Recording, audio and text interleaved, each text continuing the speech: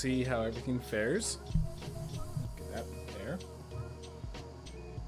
Alright. Make sure. Yep. All the title stuff got fixed over when I put it elsewhere. Whew. Hey everyone. We have a special surprise today. If you're in the field of Magic the Gathering, they just suddenly dropped some changes to decks, and some changes to cards, and I want to make some decks with them.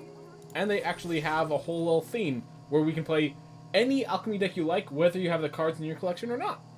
So I'm just going to be abusing this for a while. I'm going to name that thing properly. We're going to name it...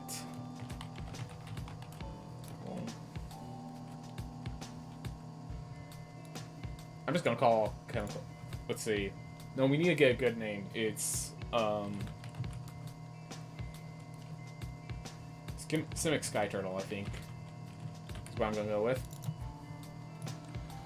So anyways, this is the first deck I want to play.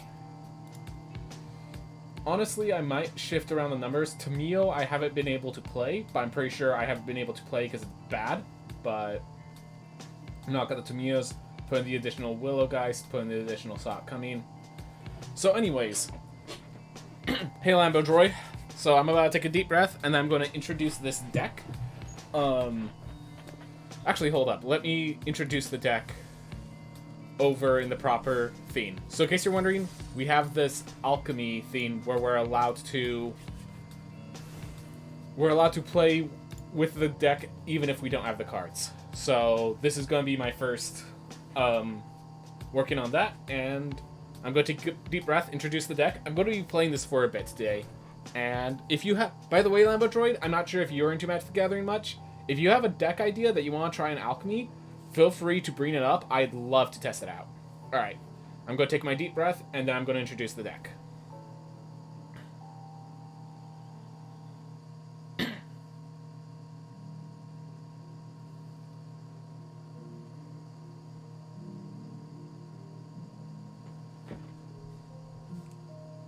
Hey everyone. Welcome to some Magic the Gathering. So, recently, Gotta redo that. By the way, Lambo Droid, I have, last time I did Magic the Gathering, I noticed my fan whirring in a way I didn't like. So I added some, you could probably hear it, some lo-fi beats in the background. I did some process looking for good ones. So I just looked up this. This is all, I could do this on my channel without getting DMCA'd or anything like that. So that's why that's there. Let's do this again. Let's not mess this up.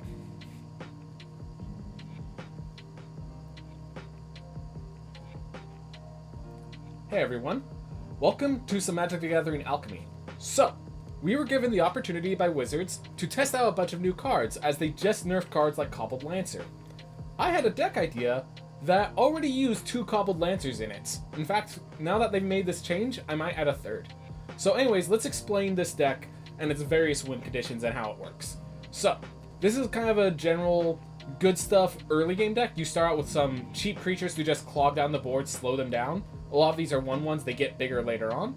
Really, so we'll go through it one at a time. One of the first win conditions, the control win condition, Oglor. Whenever a creature card is put to your graveyard from your library or hand, it perpetually gains when it leaves your graveyard, create a tapped 2/2 black zombie creature token. So, Oglor plus Colossal Sky Turtle is actually a combo, because Colossal Sky Turtle, you can discard it and return target card from your graveyard to your hand, such as another Colossal Sky Turtle. So what can happen is if you're in a deep late game, you can instant speed, pay 3 mana to bounce the Sky Turtle, get a zombie token, then pay 3 more mana, bounce the Sky Turtles again, get another zombie token, and as this continues, it can actually stack to the point where that ability, that perpetual ability, actually can stack multiple times to where it becomes 2 zombie tokens, 3 zombie tokens, 4 zombie tokens. You get to a point where you can actually just make entire armies out of a constant repetitive loop from your deck. So that's the control win condition. If we're playing a slow grindy game, we have this 3 mana instant speed effect that builds us a board that is not a spell, so it can't be countered, and if they target our graveyard, we can bounce this back. So the only way to really get rid of it is something like Go Blink, which will discard cards and exile the graveyard, in which case bad news for us, but hey, in the process of them exiling everything, we'll still get to a last wave of black zombies. But anyways, we are leveraging the fact that that means we have 3 mana open at instant speed to play a full set of Divide by Zeros, Quandrix commands, and Sock Cummies. Quandrix command, it's not as clear of a counterspell, given that it only counters artifacts and enchantments, but if it counters one of those, you can also bounce a card, making it very powerful. Also, not to mention, if Colossal Sky Turtle is in our hand before Oglor, we can just use it as a bounce spell. The versatility of these things is a very important part there. Yeah, thank you very much, Manuel Romero. I do appreciate all the support. So, other than that, if we need a more mid-range strategy, Ishkana the Broodmother can constantly exile cards from the graveyard to create more spiders and spider-like effects to power out through enemy threats, and basically just create more potential with a 4-mana 3/5 on board. Also, because it's exiling cards from my graveyard to get that effect, it triggers Oglor's abilities. Shigeki is also nice in just bringing back good cards. It does not bring back Ishkana because it's legendary, but generally speaking, this is kind of more of the mid-range pile here. Teachings of the Chiron, Deathbond Sprout, Willow Geist, all great mid-range cards. So then all that's left is how do we deal with early game, which I will state that early game is the hardest part of this, but we have 9 1-drops and 7 2-drops. I think we will manage some way to deal with those early game stuff. This, of course, means that probably the weakest card in this deck right now is Tamio Completed Sage. I just had to try this. I had the opportunity to try Tamio. I'm going to try Tamio. It's entirely possible that the correct theme is to knock down 2 Tamios, get a full set of Willow Geists, and maybe a full set of Oglors because of how this deck functions without it. But we're going to play it as is for now. Note about the mana base. If you're in Alchemy and you don't have 4 Forsaken Crossroads, you're doing it wrong. I decided 2 Boseiju, 2 Atawara, because these cards are good, but you don't want more than 1, and after you draw the second one, you start having issues. I have a Hall of the Storm Giants. This deck has enough value in the late game. It does not need too many man lands. This is just 1 man land in case they manage to go blink and wipe the board and all those other things. Just a single man land is all I wanted. The cost of getting it into play tapped on turn 3 is very heavy for me, so I don't want that. And we're just going to play some games. And we'll state I played 3 games with this before we started here to make sure the deck functioned well, and I won all 3. So we're going to hope that remains the case. Alright, so unfortunately we have a very slow starting hand. Or do we? This is a bounce spell on turn 2, a bounce spell on turn 3, a turn 4 play, a turn 5 play. And this is also turn 4 play if we need it. We are going first. I do not like discarding cards. We are going to start with playing Atawara because I'd rather guarantee the blue mana out now. And I'm not going to be using that as a spell, given our curve as it is. Oh my gosh. Oglor. Come on down. And if Oglor doesn't die, we're in a great shape. They might just kill Oglor immediately. I would not be surprised. But if they don't, we're in great... Oglor, the problem is it's legendary, so you don't want too many. But you want 1 in this deck. You want to get your first 1. This might have to be a 4 of, but... as is, I'm just leaving it as is. Alright. So, I'm going to discard this Colossal Sky Turtle. It immediately has the zombie creation effect. So now I'm going to play the Dreamwalk Cascade. We just end our turn. And we now have instant speed, create a 2/2 tapped zombie. And we have the loop already started. We're probably going to have to divide by 0 to respond to whatever they do. But, if they don't do anything impressive, if they're just attack with the Jukai Naturalist, I'm going to Sky Turtle. Why not? Kami of Transience, I don't think is worth dividing. It's... Spirited Companion is not worth dividing either, I don't think. I will take 2 damage from the Jukai Naturalist. I could divide by 0 to bounce that back later. I could actually bounce the Jukai Naturalist now.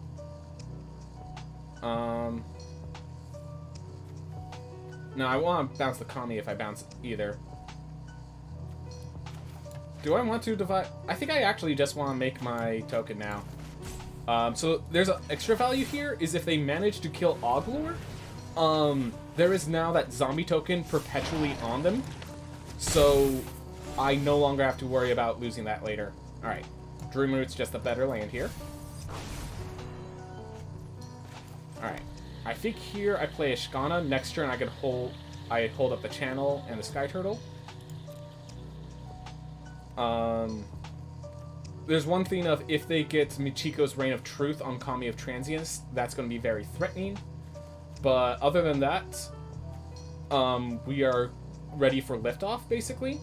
I think that this is a good turn for Ishkana. The Divide by Zero will have to help us next turn.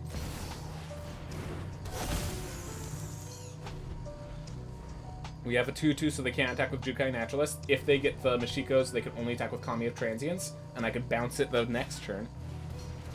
Alright, now they can attack with Fates Beyond Kami of Transience. I do create a threat that they have to get rid of that's not Oglor, and that feels pretty good. This deck really... Alright, so they're gonna confine Oglor here. That is unfortunate for us, but we have at least one trigger on both Sky Turtles.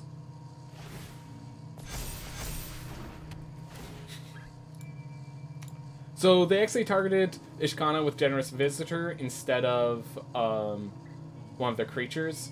And Circle of Time can't hit Ishkana, so they're kind of in a bad spot there. Taking out my Oglor is bad for me, though. Cannot deny that. Alright. I think I Forsaken Crossroads because I want to get to 6 mana in a big way. And I'll probably just play Tomio, tap down their Kami of Transience. I think we go more blue because we have double blue cards, but not many double green cards. This will be better eventually. Because here's the thing. It just keeps getting bigger as I loop my Sky Turtles. So that is a very powerful play. But I don't think we're there yet. Alright. So we are going to choose 2 life.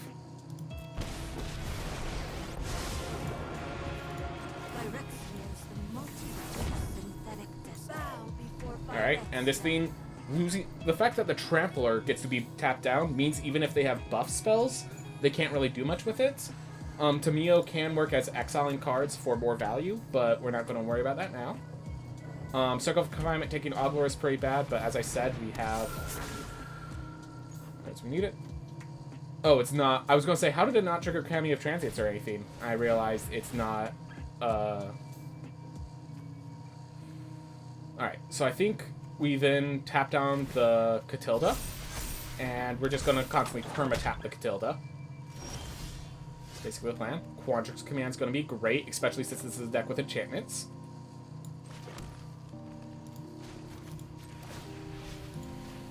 And we now have 6 mana left open for all the responses we need. And that's exactly where we want to be. They have 2 cards left in hand. We have all the responses we need. We are in pristine condition right now.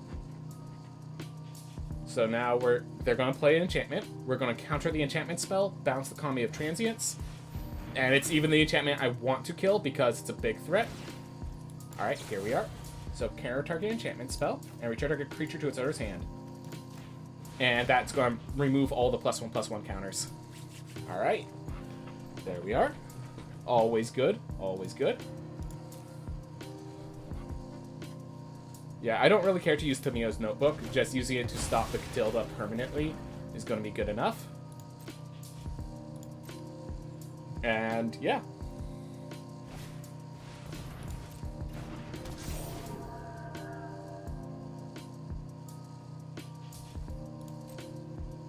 They have no plays here. So I can now begin looping the Sky Turtles. And remember, even though they took my Oglor, it's perpetual. So now I have 3 mana 2/2 zombies at will. It doesn't scale, it's not scaling, but I have 3 mana 2/2 zombies at will. Alright. Otawara is just going to be a bounce spell now. Unfortunate. So I have bounce spell. I have a legendary, so bounce, bounce. So, yeah, I have a lot of bounce spells. I'm going to just keep tapping down to Catilda.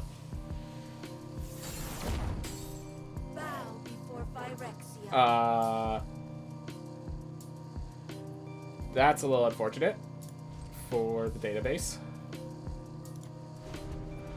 We can also exile the 2 non-creatures with Ishkana and get ourselves some effects there. Alright. I think I'm just going to keep looping these for more 2/2s. I think just counter-flooding the board is good enough for what I'm doing. If they I cannot think of a board clear they could have that isn't that is one-sided, not in green-white.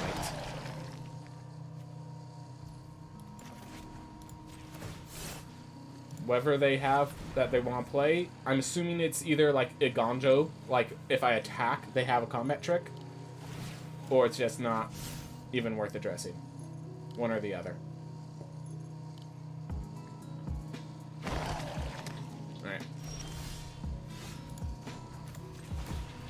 This stalemate is very positive for us. These 5/0s will only gain value as we go on. And being at 6 mana is good for us, and in a way it does not seem good for them. There's no point in me attacking, because they will block with Kami of Transience, then they will block with another creature, getting back to Kami of Transience. It's better I hold down the fort first, and then come back to take care of the Kami later. I'm going to just let them buff a creature, and then I will divide by 0 the buffed creature, which is likely the Kami of Transience. They plan to make it to a big creature.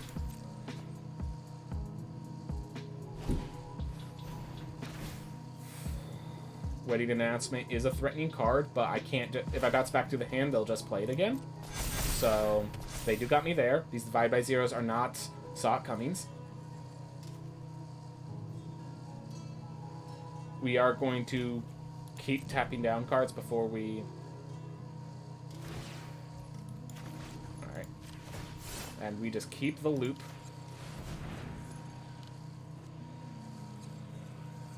Because, yeah, this loop is, while it's not the strongest loop, it is a constant loop. Like, keep in mind, if Oglor was around, this would already be doing, like, 3 zombies per loop now. We would be way out in front. But...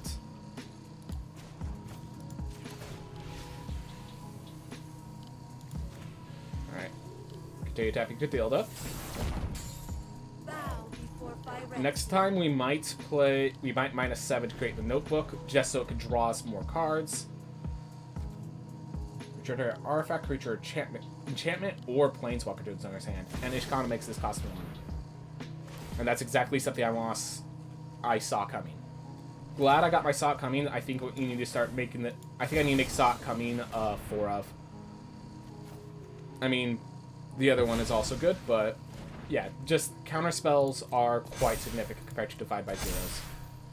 And we have enough 2-drops that they can't even attack with a copy of Transience. Yep, that's the plan, Lambo Droid. That is the plan. And we would have so many more if they didn't kill our Oglor.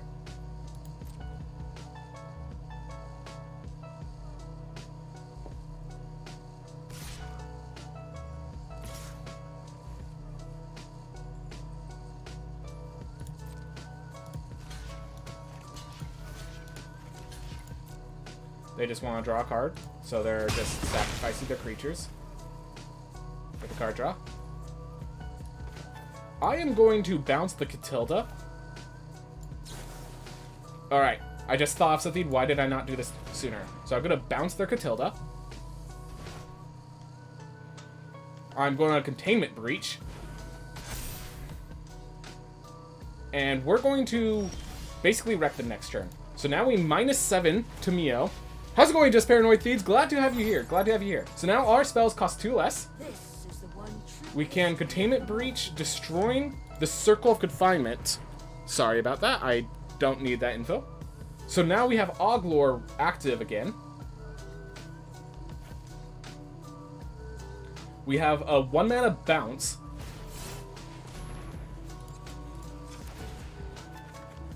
And that's an activated ability, so I can't do anything about it. I could Memory Deluge now to try to get some mana now.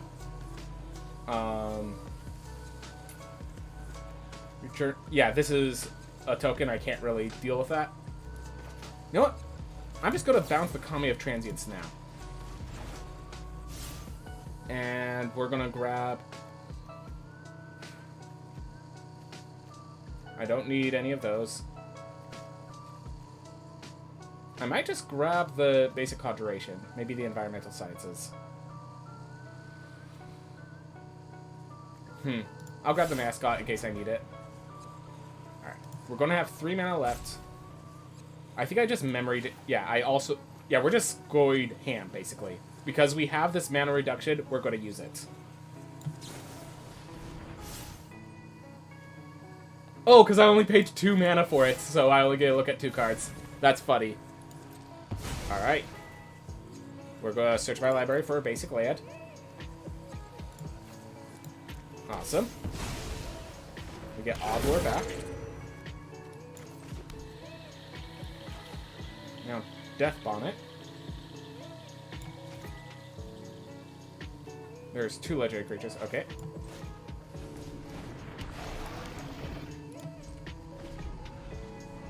Alright. Man, I still know a lot of these cards. Good to hear. So yeah, our combo is with this card, Oddlore. Makes it whenever I return cards from my graveyard, or whenever I discard cards, they add 2/2 black zombies, all of these guys. And then these Colossal Sky Turtles have the ability to discard to draw a card, to get a card from our grave. So we're just looping Sky Turtles to get endless zombies, is basically the plan. Alright. So now we're getting a 2/2 black zombie. Oh, no. I did it in the wrong order. Doesn't matter, though. You want to do Death Bonnet Sprout first. Alright. Tameo blesses to tap down their flyer. You cannot delay our victory. 1, 2, 3, 4, 5, 6, 7, 8. I can't play Otawara because it's a legendary lad. We're just going to hold up Memory Deluge if we want it, and otherwise just loop Sky Turtles in case they kill Oddlore. Oof. But yeah, this is definitely a control feed base. Basically, they want to be a ground deck, and we're going to win this ground game. That's basically how this deck works. We have 7 2/2s, a 4/6. Alright, and now this loop starts scaling. So, now you're going to notice it has the ability ×2. So we're going to make 2 zombies on that one. And then we're going to do that again. And now when we do it next time, there's going to be 3 zombies. So next turn, there's going to be 3 zombies when we do this loop. Alright, hold up. We want to mill a card, and then we want to choose what card we keep. Do I want another Tameo? Or do I want another Sky Turtle?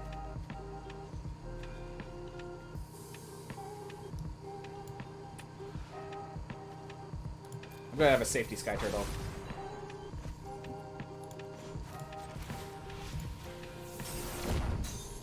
Such an 2, 3, 4, 5, 6. 1, 2, 3, 4, 5, 6. So we have 6 cards in hand. We're still, like, really good on cards. Alright. So fortunately, this is their only card they're playing this turn. So even if I don't have a proper counterspell for it, we're fine. We're trying to make big creatures, but we have just such a colossal board, it does not matter. 1, 2.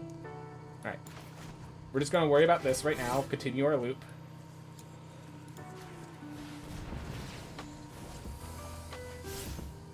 Yep, so now it's 3. So now, keep in mind, we're now spending 6 mana. And they're going to be 4 next turn. So we're now spending... For each mana point we spend, we are gaining a little more than 1 zombie. And I'm just gonna exile 2 cards that don't matter. These lands look good. And we're gonna draft ourselves. We're gonna Spider Grasp as another combat trick. We want Death Bonnet first. There's another creature. I think we want Shigeki because Shigeki has some broken stuff it can do. So we don't need more Divide by Zeros.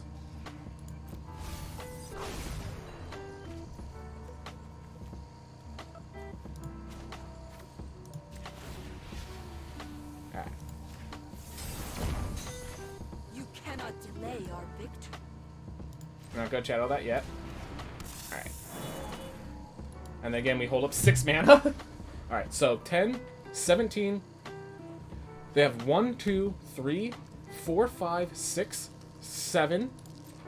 Alright, so I'm just counting how many blockers they have. I'm wondering, I think we have lethal. Yeah, I think we have lethal now. So we're going to make a bunch of zombies again.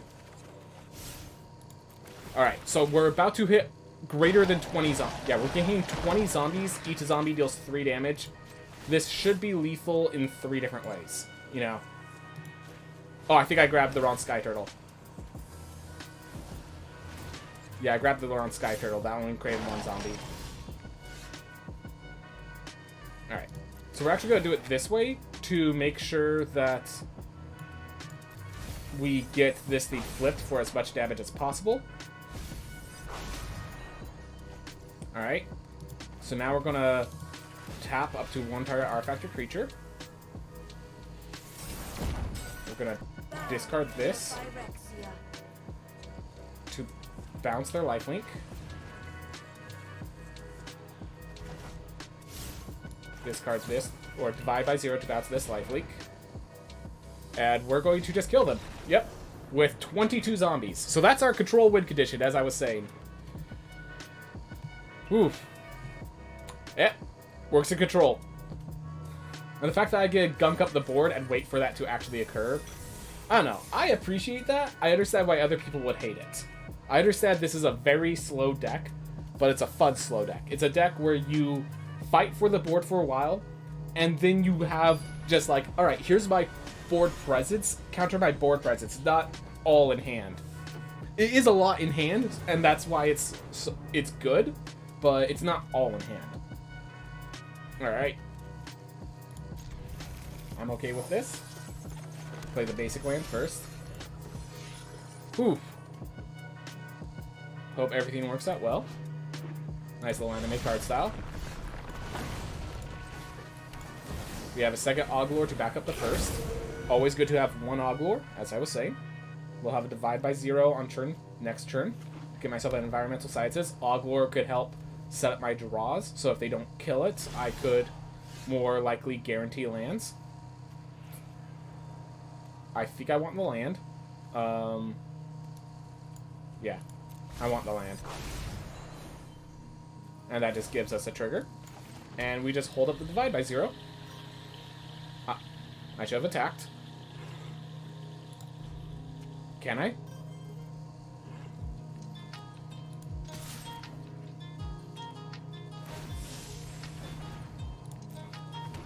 They delayed enough that I gotta attack. Alright. So we're facing the Hinata deck. So on turn, when they have the 4 mana, I think I divide by 0 this just because I need to slow them down.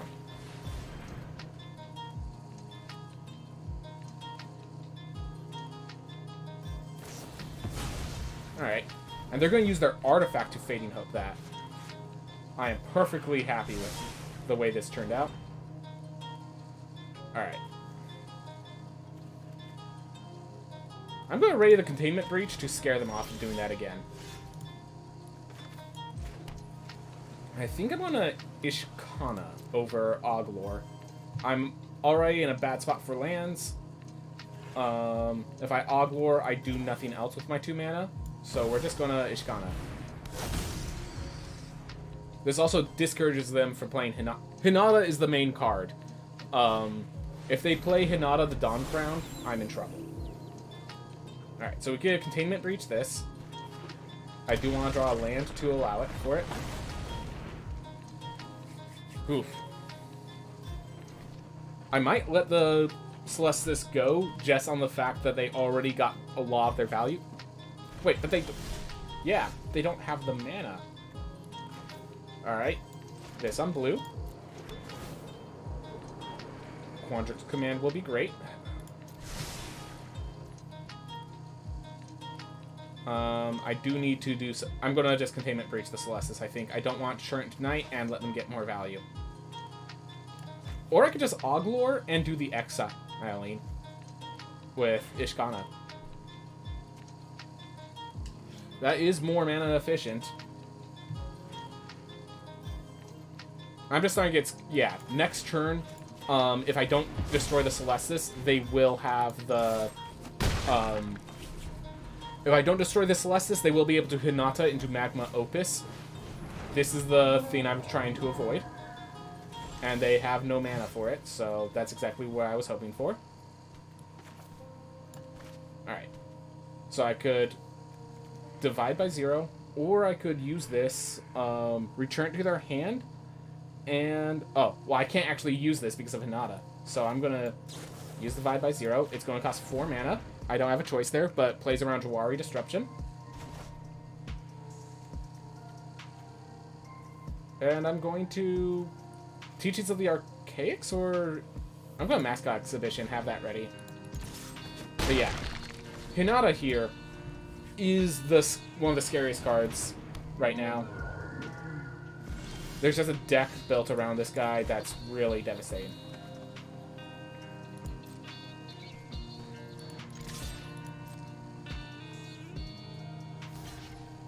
Perfect. I do want the 2+1/+1 counters. And this will target a player. Alright. 3 target cards. Can I just choose one?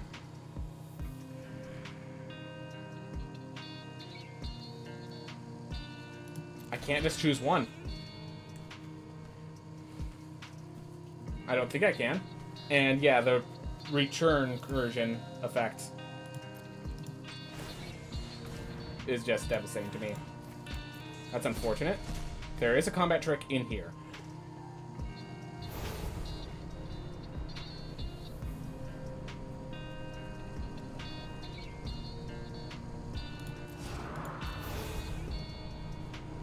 Is it worth sacrificing? No. Maybe.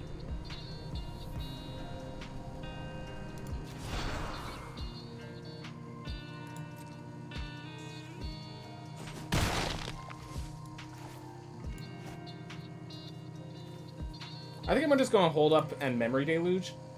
But yeah, Quandrix Command having so many targets, having that I have to choose at least 2.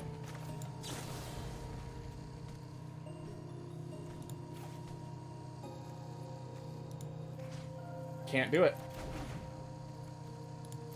Oh my gosh. The Hinata, so every time I cast a spell that has more targets, I have to have the targets. And I didn't have the targets for Hinata, so I just lost the game because I didn't realize I had to choose 2. I needed to choose exactly 1 to kill Hinata there, and now I think I lose the game.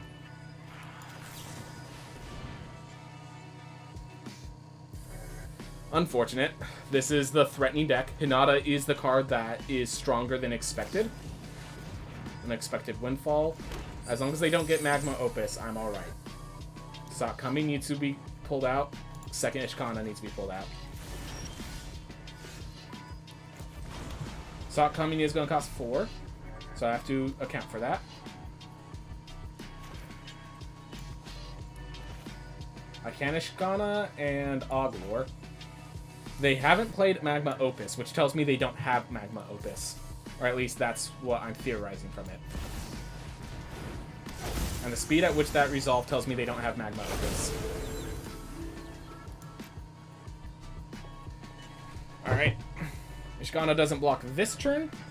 Next turn, we have Sok coming and Quandrix Command. So we actually have solutions. We actually can play this game. We made a mistake. Hinata is alive and prosperous, and they have mana untapped for it. That was my fault.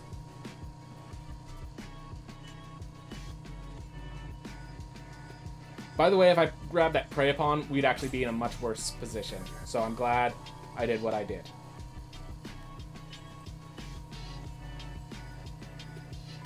So gotta remember, this costs 5, this costs 4. And like, we're talking minimum. There's Magma Opus. Alright, so they just drew Magma Opus. I'm okay with that. So I can now bounce into the hand, give this +1/+1 counters, and possibly kill them on the back screen. That's 1, 2, 3, 4, 5. I will have 2 mana open. I do have to make sure they don't have... I do have to pray they don't have a counter spell, because that's really where I'm at right now. Yep, we are just in a bad spot. And they just channel to bounce Ishkana, so I can't even do it now. I mean, I kind of have to just develop Ishkana anyways. I don't have a choice here. I think we lost the game the turn that I couldn't play Quandrix Command when I thought I could. Because I thought I could just use it to get 2+1/+1 counters, but because it needs 2 targets, I had no successful targets. I might have been able to target myself and just shuffle 0 cards. I think that had to be the play. I think that had to be the play to kill the Sonata. As is, if they have another Magma Opus, which it's possible they could, we just lose on the spot as they target one of the targets being my face, and my 2 creatures get tapped, and we just lose on the spot. So if they play Magma Opus, we just concede to save time, but if they don't, we have a way out.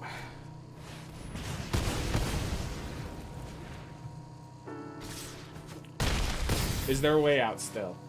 1, 2, 3, 4, 5, 6, 7. Mascot Exhibition, they have absolutely nothing. That's technically a way out. Yeah, just... Hinata is a very powerful card in this format, and my deck doesn't have a good way to deal with Hinata as is. If this was best of 3, I could board in Disdainful Strokes, because, like, this is a deck that is prevalent enough, and Disdainful Stroke is good enough as is. Boarding in 3 Disdainful Strokes makes sense.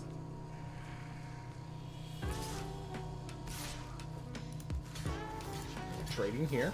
I will double trade to make sure there's no combat trick.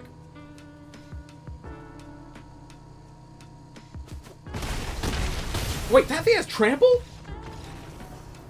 Hinata has trample? Why does Hinata need trample? Why does that card have trample? Okay. I guess that card has trample.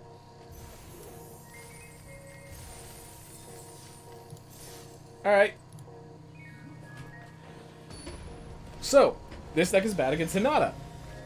Good to know. Good to know. I mean, a lot of decks are bad against Hinata, so I'm not too worried. Alright, Deathbond Sprout into Teachings of the Chiron. Which this is good, because this card auto-mills us.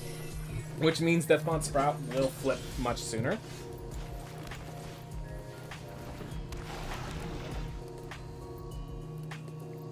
I think we play Otawara to get Teachings of the Chiron out, because Forsaken Crossroads could be a scry land if we find that we're not drawing enough lands to generate the rest of this, develop the rest of this board. Weaver Harmony was one I want to try out, because it's any activate or trigger ability from Enchantment Source. Channeling this is considered an Enchantment Source. So I really wanted to try that, but...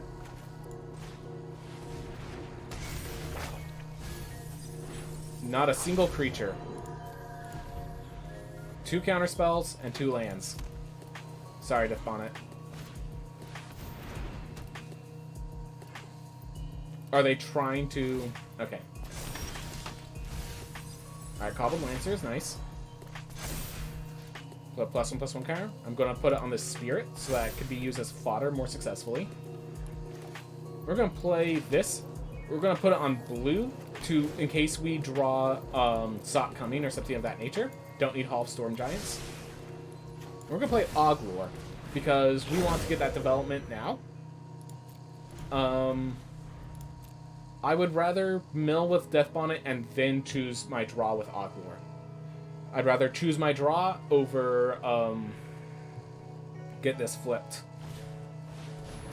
So they are just playing good value green-white enchantments, which this is why I have 3 Quandrix commands and was thinking of having 4. Alright. And it's good, that's why I don't have auto-triggering on, because I'll make sure that's in the right order. Alright, 1 Colossal Sky Turtle in the bin. That's half the combo. And yes, we like the Sky Turtle in the bin for the combo. Alright. So they're gonna get bigger, so I'm thinking I play this untapped and just get Ishkana out because we need the tempo now.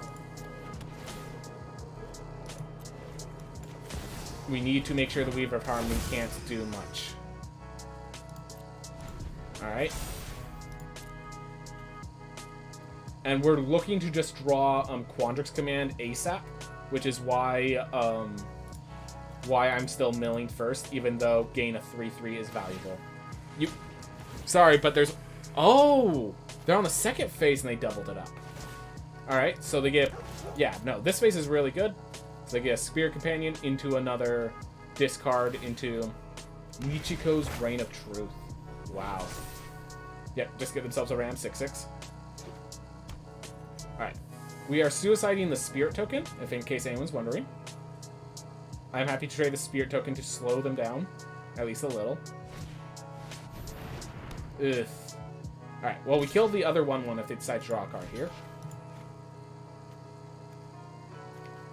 6, so I can't. Yep. They are flipping the wedding announcement, which is unfortunate. For some reason, I thought they were doubling up on the flip being wedding announcement. Alright. Oh, that's exactly what I wanted to... Alright. I think we want the land so we can perma-tap down Weaver of Harmony. We are in a bad spot, everyone. And us not getting the cards we needed and then getting the cards they do does not help. I think we have to throw back this Sock coming and just hope that... Like, we have to deal with the board pressure as is. We can't go for we can't go too deep into value right now. Ishkana does help. Being able to Colossal Stygirl to tap something down is pretty good.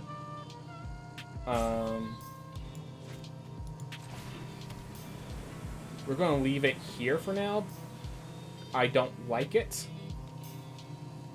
I might just play Shigeki. Getting ready to get a land. And, like, block and get a land. Yeah. Alright. I'm going to Shigeki. So this can block this turn, and on a future turn, it can, on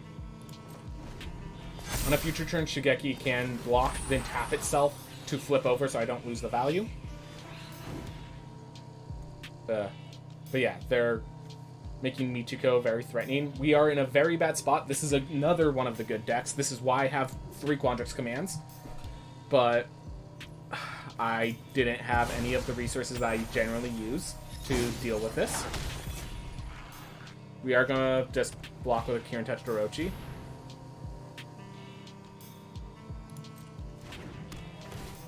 And now they take my Ishkana. Oh my god, and I can't... It's target creature. So yeah, I think we just lost. I think that play just lost us the game. If we hadn't lost already, we lost the game here. Hey, how's it going, Alex Barkley? We just got slaughtered by this deck. We got bad draws, they got good draws, but mostly, our deck honestly doesn't have a way to deal with these aggressive starts. And they got an extra aggressive start on top of that. We're going to try to get this loop started. I don't think this loop is fast enough to save us. This is very much a control win condition loop. We really needed this Deathspawn Sprout to flip. It had, like, all our first mills were all non-creatures, and that actually exacerbated quickly, losing a lot of our other tools as well. Just, we had issues going in. We had issues.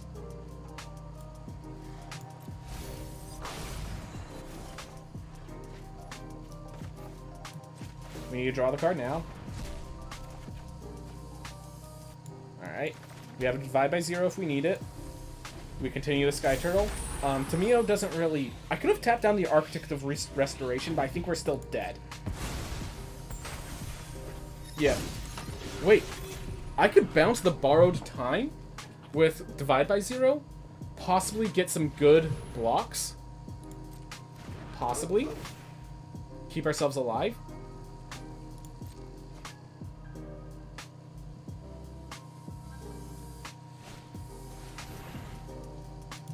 Oh my god. Yeah, they have a lot of pressure. Yeah, we were slow, they were fast. Like, I knew my hand was slow this game. They have a lot of pressure. They have a really good Weaver of Harmony combo. And like, we have cards that counter enchantments specifically, and I drew 0. I milled 1 and drew 0.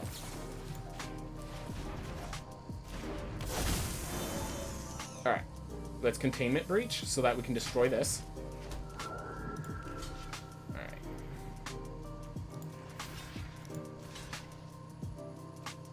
And this thing never flipped the entire game. This thing came out turn 1 and never flipped. I do recognize we don't have as many creatures as you'd want for such an effect, but for 0 flips. This could technically not block. We go down to 1. We're dead next turn if we go down to 1. Just straight out.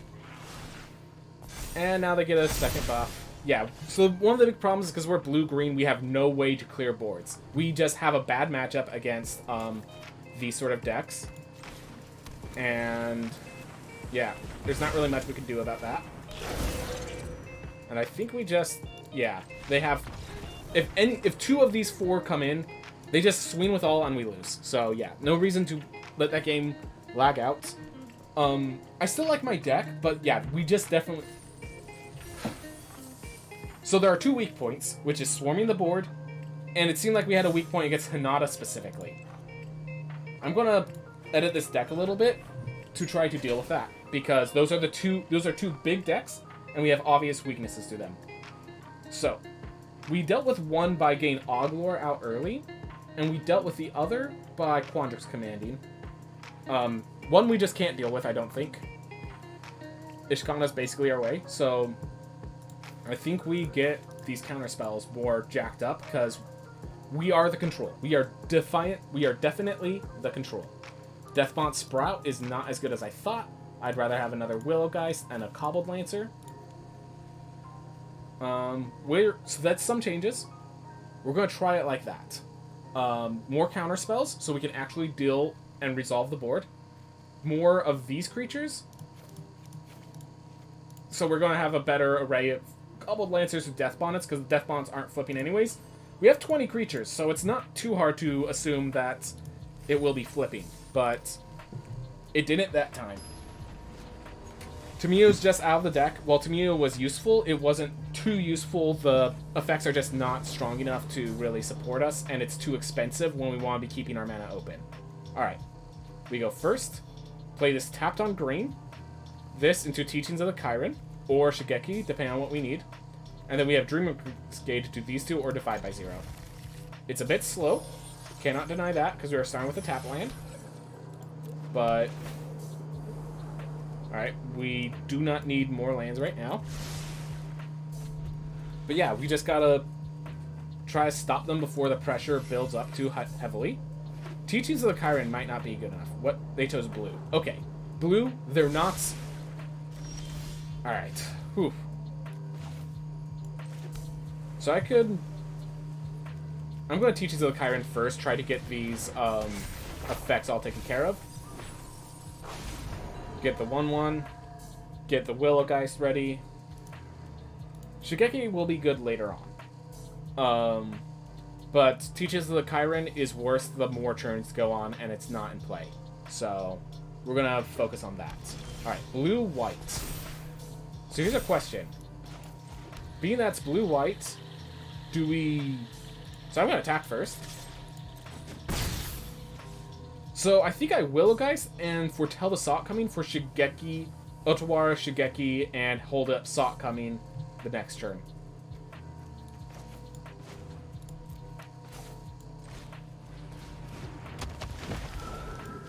If it's a threat for 3 mana, we have a Divide by 0. If it's specifically Elite Spellbinder, we, they'll eat my Divide by 0, but then we have a... I'm not too worried about Elite Spellbinder because it only has 1 health. And while they'll grab my Divide by 0, we'll have the Sot coming pretty close behind. Alright.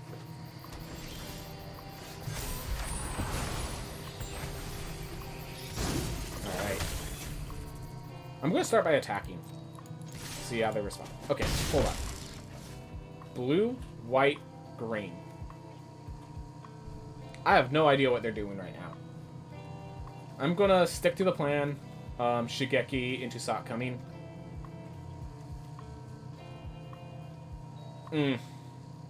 But then that makes the next turn not even good. I'm going to just haul the Storm Giants and hold up Stock Coming or Divide by 0. We have enough pressure on board already. We just need to make sure they don't mess it up somehow. Key to the Archive.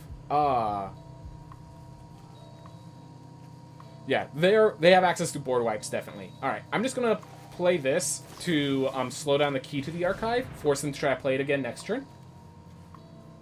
And that feels pretty nice. 1, 2, 3, 4, 5, 6, 7. So I can play this and draw 3 cards of Teachings of the Archaics and still hold up the counter spell for next turn. And then, yeah. Alright, so yeah, we have enough pressure against other control decks. We are a control deck that beats other control decks other than Hinata. I like that sort of positioning. I like that positioning. We are controlling mid-range, is basically how I think it would be called.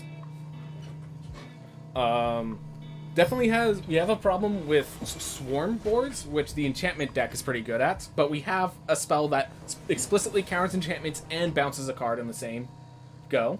So that should help. Alright.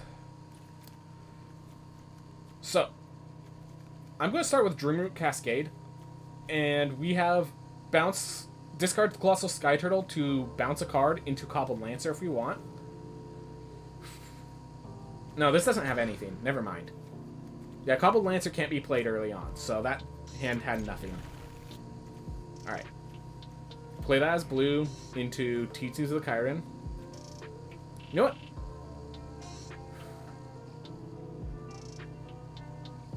I don't know how tempo-y to non-tempo-y they're going to be. T2s of the Chiron has to be enough tempo.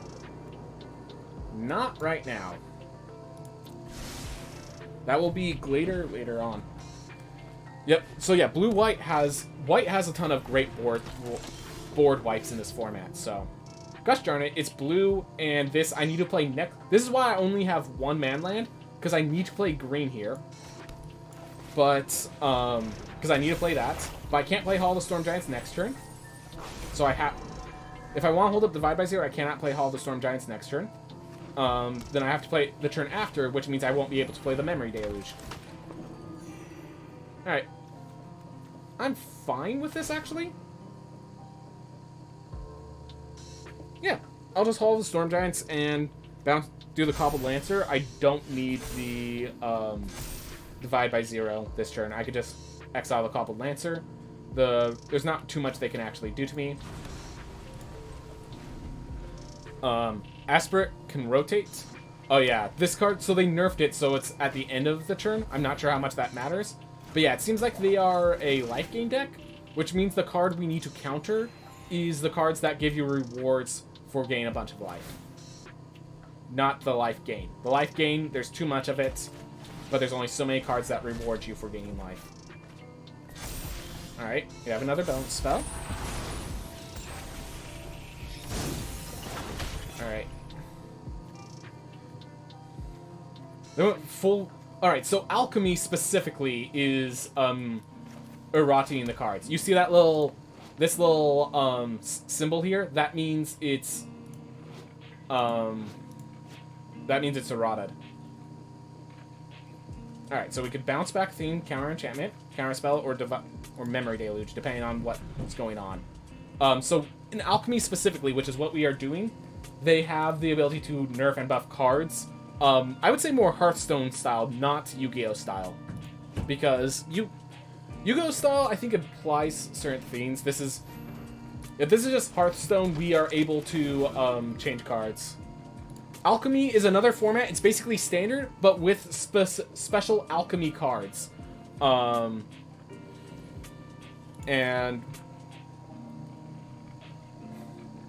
I don't really know how to explain it other than, yeah, it's standard, but with basic Alchemy cards. It looks a lot like standard. No, I understand it has the same cards that you would see in standard, just some cards are changed, like Luminarch. Some cards are added, like Oglor, which hopefully I will get off this Memory Deluge. I did not.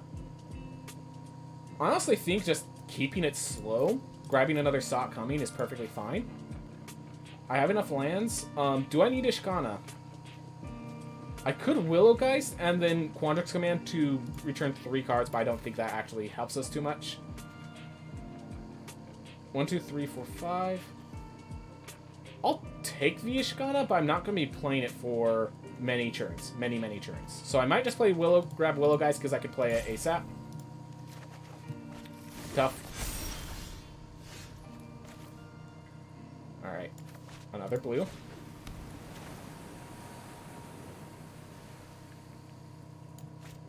I could foretell... No, I want to play Death Bonnet. We have 2 Memory Deluges and a Willowgeist in our grave. Sorry, I just noticed our opponent has 169 cards in their deck. I'm a lot less threatened by our opponent. I apologize if that offends them, but that is in fact the case. They are... So here's the theme. They seem to be mono-white with every card in their deck, so... Okay. 3-2. Like, they're applying pressure, technically, but they have nothing really threatening that they're doing. I could bounce this when it attacks. I can block and kill or block and kill. So these 2 can't attack. This one isn't a threat. And they just cannot... This is a threat. Not only is it a threat, it's a threat that's going to push them into being aggressive. Oof. Alright. But yeah, if I could just run them out of resources, I win this game. So, that is our goal right now. We're just going to slowly run them out of resources. I wanted that land! I could divide by 0, get environmental... Nah. So I'm gonna... Right, hold up. Cancel. This is blue. Z to undo.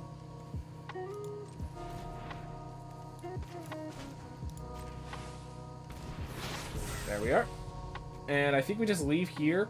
If they attack, I could Quandrix Command 1. Or I could... I could divide by 0, the big... So now I can divide by 0. I have Quandrix Command. I have a Sock coming held back. They need a lot. They need a threat. That's worth responding to.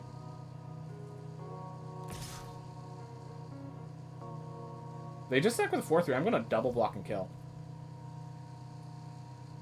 Oh my gosh. Actually, I have a better... No, I don't. I'm going to double block and kill. If they combat trick, I just bounce their creature, or... I'm okay with that. I might... Yeah, I'm just going to divide by 0 that core Celebrant now that we're at their end step. Get myself some environmental sciences. Because I just need lands right now. More lands, the better. Wow. Alright. I might just... I think I play Otawara and Ishkana and then just hold up the Sock coming. Just the Sock coming. Otherwise, I environmental sciences, I hold up 4. Yeah, no.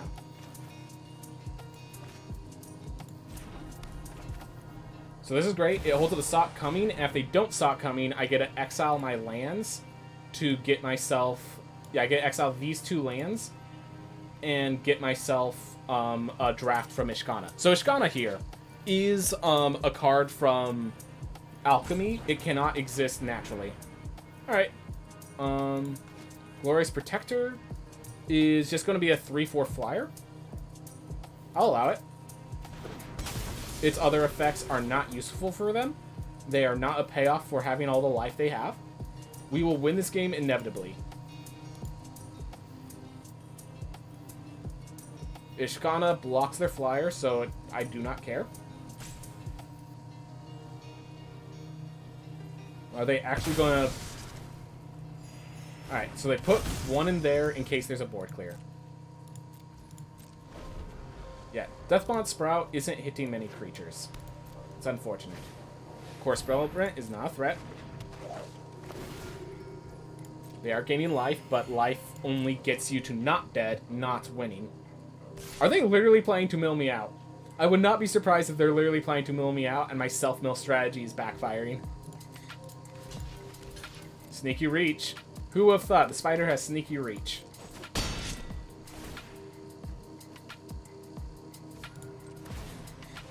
Alright. Lands, don't need them. Well, I need them in my hand, not. Alright. This can make 2/4 spiders. This could make just one big spider. I'm going to get the twin cell. Land. Alright. 1, 2, 3, 4, 5, 6, 7.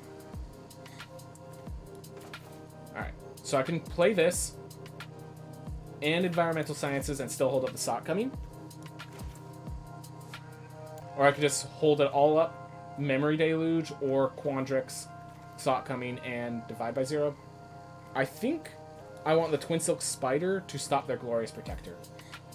This still holds up Sock Coming, it still holds up double Ishkana. Do I have enough for double? 1, 2, 1, 2. Alright, I have exactly enough for double Ishkana.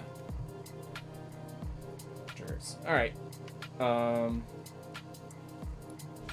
So I like this. Yeah, this is a nice position to be in. I drew a land. So it's just this last card. I have a sock coming for whatever it is. Destroy target creature. Sorry, buddy.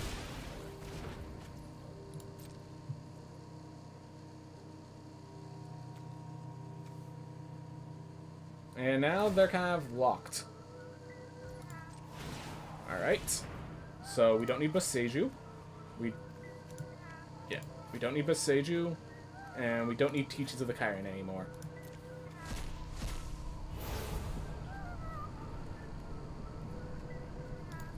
One, two, three. I have 7 mana. So Hatchery Spider is not the worst. I'm going to have that as just a backup. Alright. One more creature in there. I can Environmental Sciences. 1, 2, 3, 4, 5, 6, 7. Let's see. If I Environmental Sciences, I'm pulling up Divide, which I can put on the. I could throw on Glorious Protector, and still have 3 mana for Ishkana triggers and such. All right.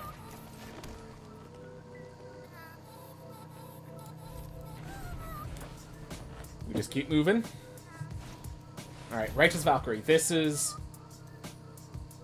Alright, we already used our counter spell. My bad. So what's going to happen is they're going to gain some life. They're going to attack, and then I'm going to divide by 0 the Righteous Valkyrie while buffing my other creatures. So that 7/8 is going to attack. I'm going to turn it back to a 5/6 while buffing my Ishkana.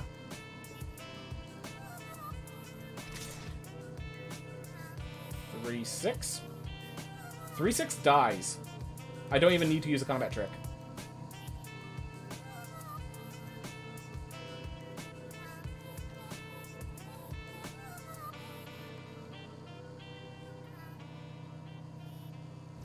Alright. Quandrix command. Target creature goes in his hand, put 2+1. Alright. Target creature return to their hand. +1/+1 counters on Ishkana.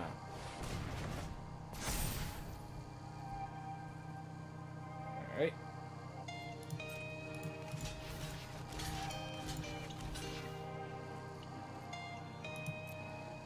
So we kill the Glorious Protector. They didn't even switch it out. I actually played that wrong. And they still did worse than I did.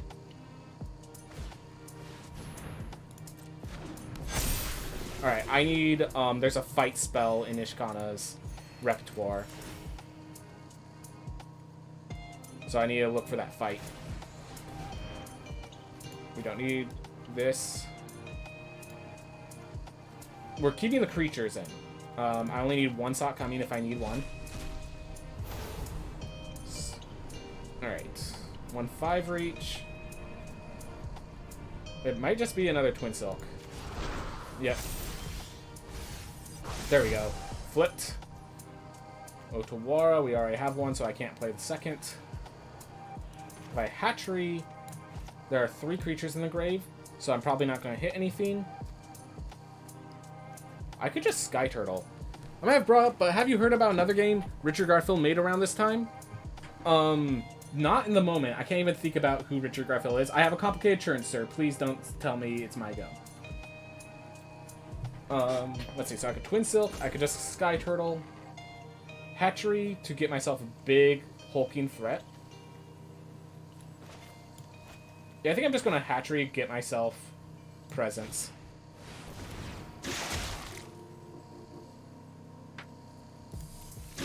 Alright, so I just lost 3 lands. Who cares? Alright. And we're just going to let this game go into the long game. Mighty Phone, I'd love to hear what the game is. Appreciate learning more about information. Oof. So anyways, we're facing a deck that's life gain. It's like, it's the bane of the sort of deck that I'm playing right now, but it is, we're self-milling. And, well, they have a bad deck, because I could, I just need to play these Memory Deluges at some point. Alright. Give up the good game, then? I mean, I would like to hear about it, I just don't know what it is. Alright. Let's see. I could Twin Silk.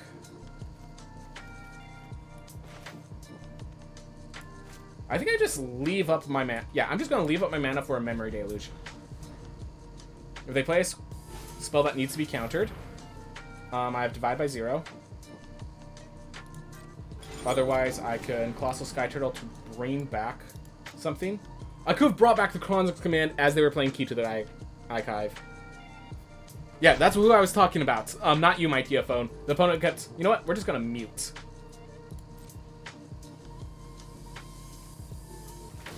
Alright, so let's see. Hold up. 1, 2, 3. Then 1, 2, 1, 2, 1. Alright. So... Let's see. Do I want some Ashkan? No, I want the Memory Deluge. Right. Alright. Another Divide by 0 is nice. And we'll grab the Willowgeist. Sounded like you said that, but not the second. Yeah. Alright. Glorious Protector. Cool Quandrix command. Awesome. So now I can Divide by 0 the Key to the Archive. And still, hold up Quandrix command to counter the key as they bring it back. Alright.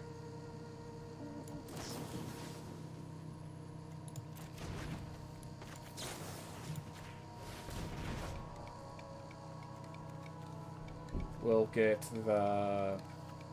Do I want the Mascot Exhibition or the Containment Breach? Mascot's getting more and more important, but I'm going to have the Containment Breach for now. Willowgeist, and we have enough mana. Cobbled Lancer, get rid of Oglor, or no, the other Willowgeist.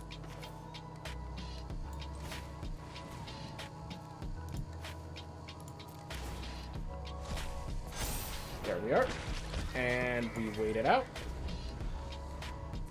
They play the key again, I just counter.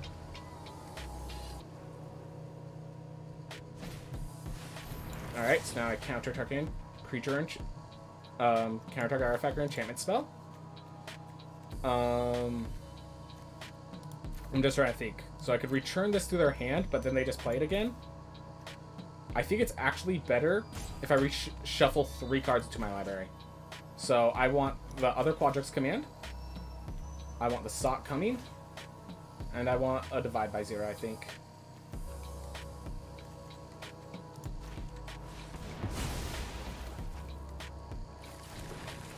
Alright, so it only triggers Willowgeist once, though. That's good to know.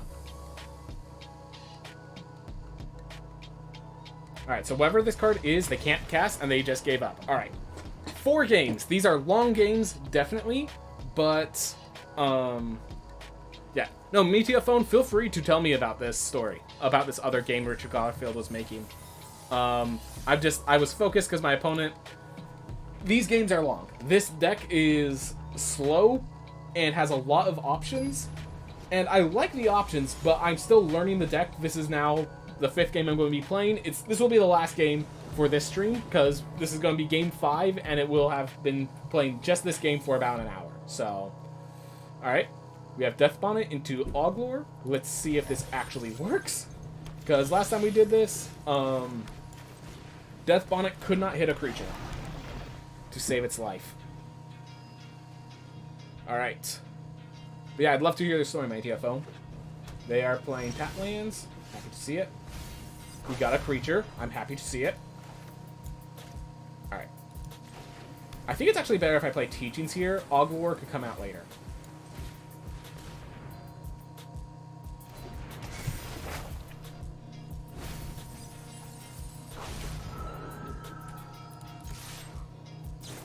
I know 20 creatures isn't the most likely, but to hit 0 constantly, every time we've played this card with Deathmont Sprout, that has happened multiple times, and every time it missed.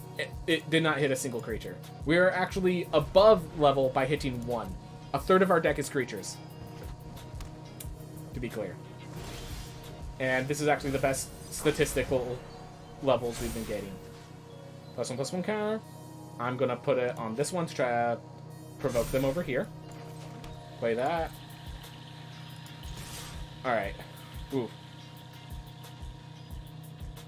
See how they respond. Just with considers. Considering their actions carefully. Makes sense. Makes sense.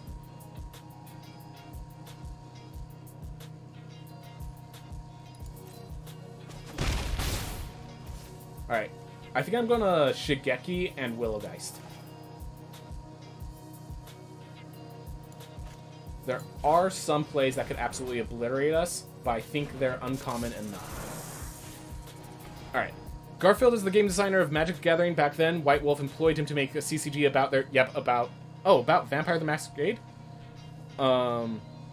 Oh, so they made a... He made one for Vampire the Masquerade as well. I know that this one was based off... Was for Dungeons & Dragons. Like, to be played on the side.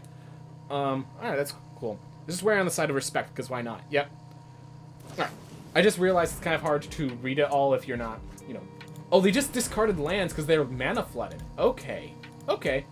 I thought they were just killing Shigeki, and I was going to get really disappointed. I could still be getting disappointed because next turn...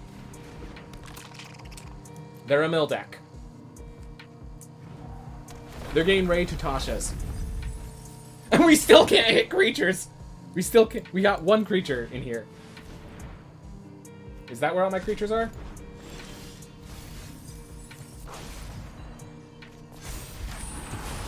Ugh.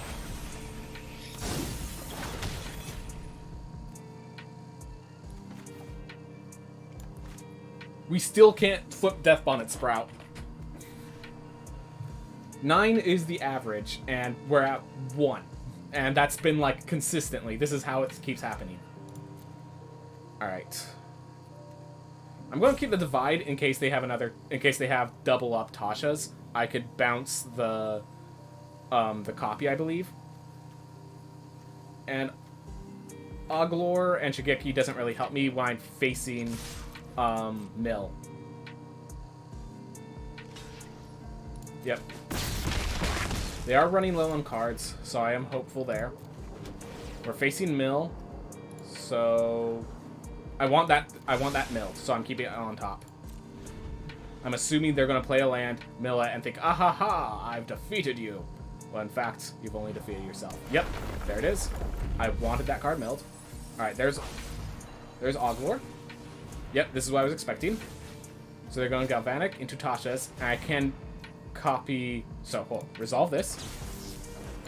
I can copy the duplicate. So bouncing the duplicate means they get nothing.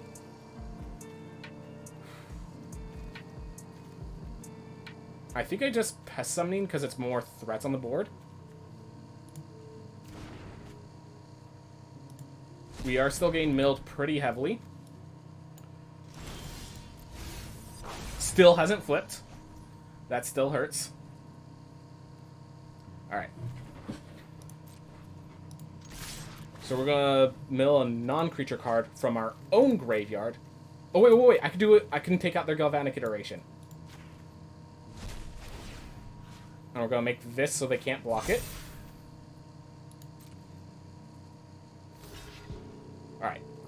I think we have a plan B. So usually I use this for a counter spell. I'm going to put 2+1/+1 counters on this and shuffle 3 cards back to my grave. Or back to my library. I'm going to take the Sock Coming. Going to take the Quandrix Command. I'm going to take a Divide by 0. And we're going to just put more cards in our deck.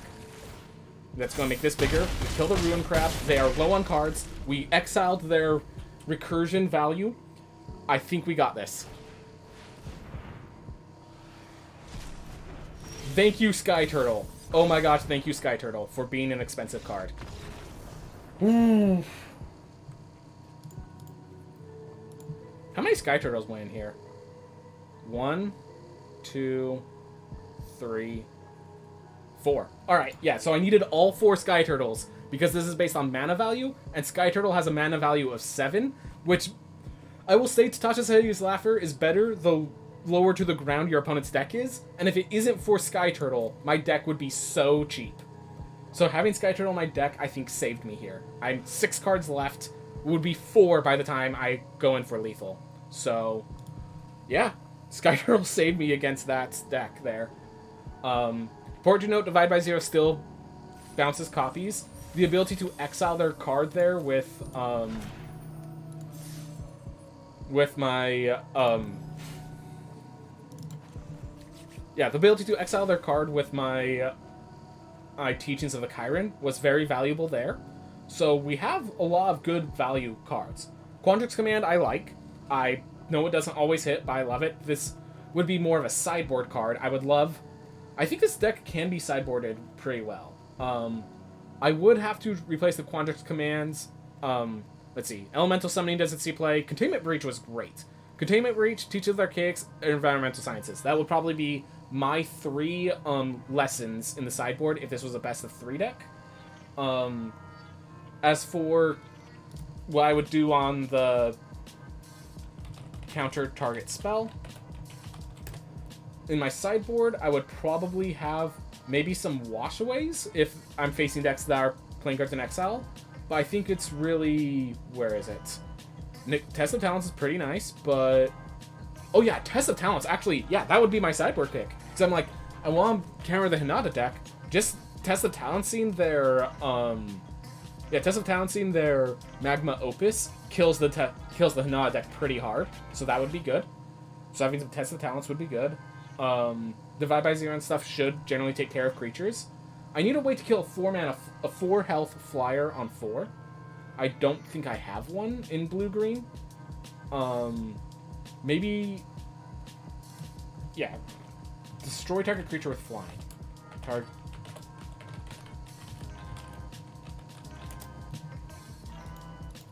So let's see. Maybe I sideboard Tangle Traps as well.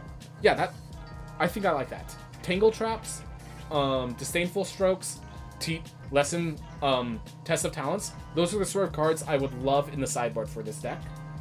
Cards that underperformed. Teachings of the Chiron underperformed a bit. It was still pretty nice. I will say it was better than I expected. That being said, I think I could put in another Shigeki, or, you know, actually get the 4 of Oglors. Get the... Maybe with that Death Bonnet Sprout, we reach 22 creatures. Maybe then it's consistent enough. Willowgeist is definitely a late-game value... a 1-mana creature that becomes a late-game value engine, which doesn't really synergize with the deck too well. I think we actually go to 2 Willowgeists and 4 Cobbled Lancers, because this at least synergizes with the deck. Then again, now we don't have the way to easily mill.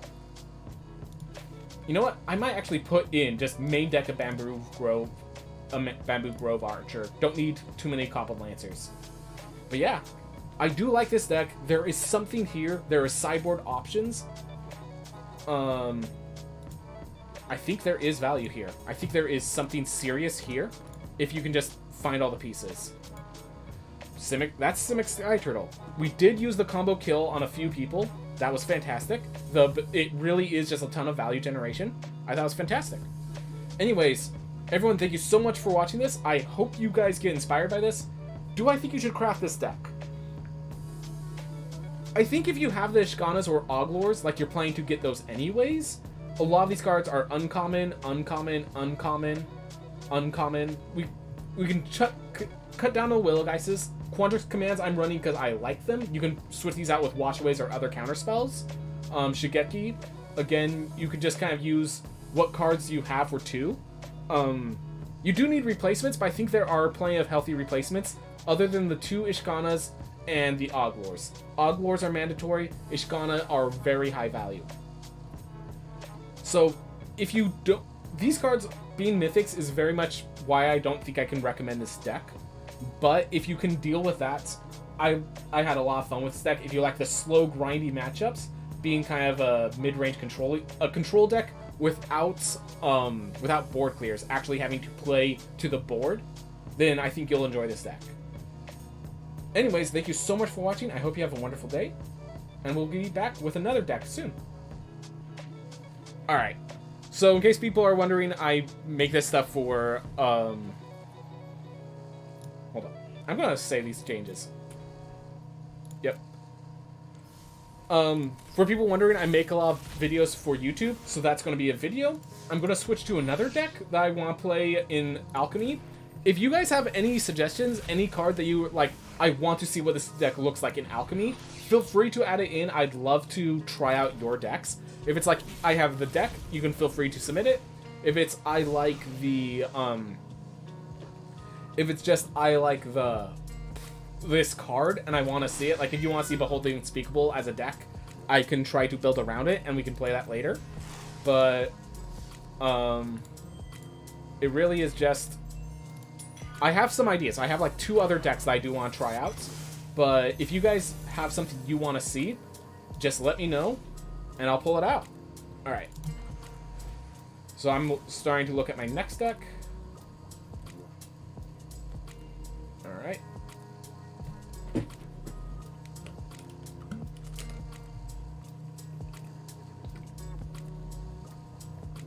I'll have to play more to see if Biblioplex even triggers.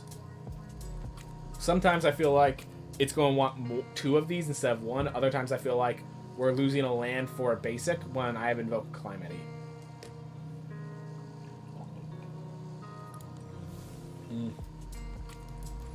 We're here to try things.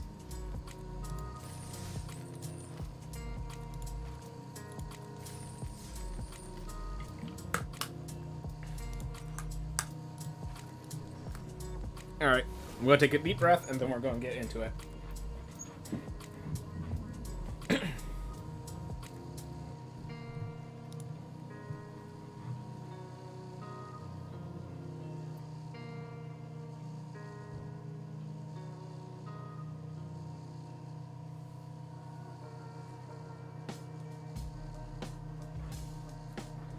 Hey everyone, welcome back to another Alchemy deck. So this deck I call Invoke Regret. It has to do with the card Invoke Calamity and Geist of Regret. So Geist of Regret is, these are both cards you probably haven't seen much of. 5 mana 4/5 flyer, so alright, pretty good stats. It puts an instant and sorcery from my library into the graveyard, but then it has a special ability. Whenever I cast an instant or sorcery spell from my graveyard, I can choose new I get an extra copy and I can choose new targets. This with Invoke Calamity, which allows me to cast up to 6 mana value of instant or sorcery cards in my graveyard, and then I exile them afterwards, basically allows me to double up on things like Igneous Inspiration, Brittle Blast if I need that, Electrostatic Blast is great, and then also I have things like Galvanic Iteration to just duplicate as well. You'll notice that there is only 2 Galvanic Iterations, 2 Expressive Iterations, even though these are amazing cards, because they both have blue, and given that we have Invoke Calamity, all of our cards we want to be red, except for a single blue mana. Otawara is blue only, Biblioplex is colorless only. These are the only 2 lands amongst 22 lands that cannot be red. No, I count the Spikefield Hazards as half a land, that's why we have 22. In case this Invoke doesn't work, we have 2 Bloodthirsty Adversaries to get myself +1/+1 counters and recast things like Igneous Inspiration or Electrostatic Blast, as I said. Frenzied Geist Blaster helps us get this combo all rolling, as well as just being a good 2/2 prowess. Generally, our kill is going to be from just having good bodies, but the fact that we can go over the top with Igneous Inspiration and then some sideboard options is very powerful. Unexpected Windfall, mostly because I just want a mono-red instant that's red. So like, if you just go to red because we are basically a mono-red deck, ask for 4 mana, instant or sorcery. You don't get many. I'm not exactly playing Dwarven Reinforcements. Draconic Intervention, we don't really need those kinds of board clears. We already have Conductive Current, and we don't. That's not our win condition. Mascot Interception, we're not really looking to steal their stuff. We don't have many 4-drops for if we want to use Invoke Calamity to cast a 2 and a 4. So I decide Unexpected Windfall is a pretty good card. It will help us get to our combo, and it's a 4-drop. It's a 4-mana card for our effect. With that, we're going to try Invoke Regret. I had a person I watch called John Likes Games. He allows on Wednesdays for people to play decks of their choice. So I had him test it out. It seemed good when he played it, but I have not had any testing on this yet. In case people are wondering, I'm using this for an event where you can play any Alchemy deck you want. So this is coming in. Stormcard Ghost is going to be our blue mana, so we're going to put Lava Guide on red. So we're just going to go Mountain into Geist Blaster, into probably discard the Conduct. Depending on what kind of deck they are, is whether you discard the Bloodthirsty or the Conductive. Because if Conductive's not hitting targets, we don't need it. If otherwise, we don't have time for Bloodthirsty. Yeah, it just depends on whether we need to go fast or slow. But yeah, with Conductive Current and the Invoke Calamity, we definitely want our stuff on red. So I'm just trying to think, do I want to... I think I just want to discard the Invoke Calamity for now. The two things I could think of playing, Bloodthirsty Adversary can get it already. So we're going to discard Invoke Calamity. It does reveal our hand quite heavily, but I think I'm okay with that. Next turn we could attack in for 6, basically. And Invoke Calamity can now hit another Invoke Calamity, which with a double cast could double cast. Alright. I'm just going to Igneous Inspiration their face. I'm not... Am I worried about Captain Eberhart at all? I think if I'm worried about, Conductive Current's going to solve the problem. I'd rather just hit face and keep moving forward. Alright. This seems like a deck where Start from Scratch is going to be valuable, just because they're going to have 1 attack, 1 health minions. I can honestly play that next turn, kill their Eberhart, and move on with my life. Okay. They're not a multi-100 card deck.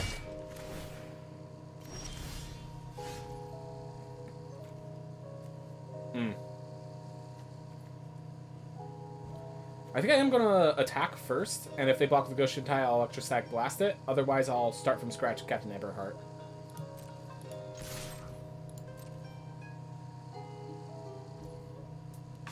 Alright.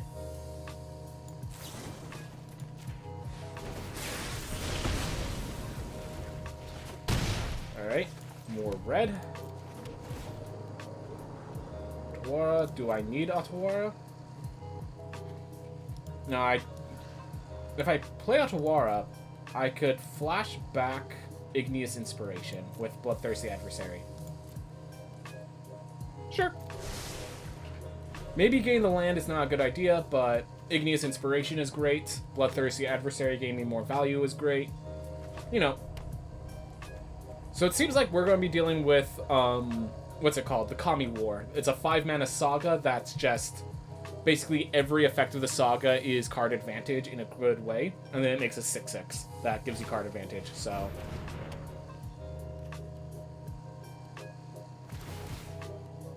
Alright.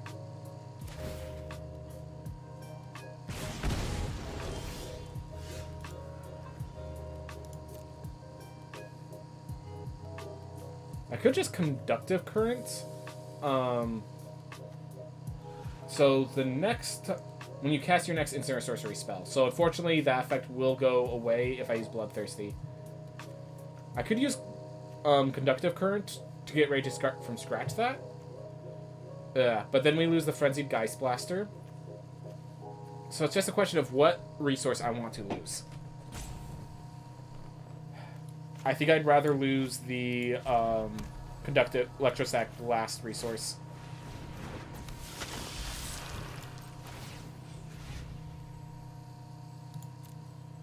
Do I just want... another electrostatic blast resource, actually.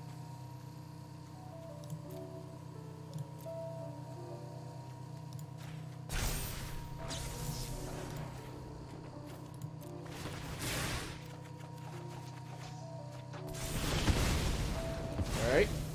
And yeah, we're just applying pressure while we're doing this. Looks good.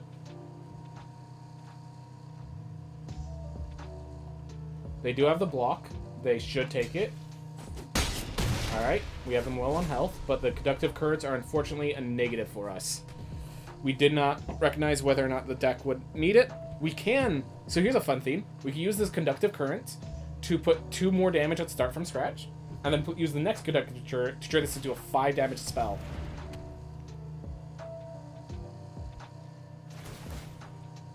Alright. So, I think they should buff the Go Shintai. Yep.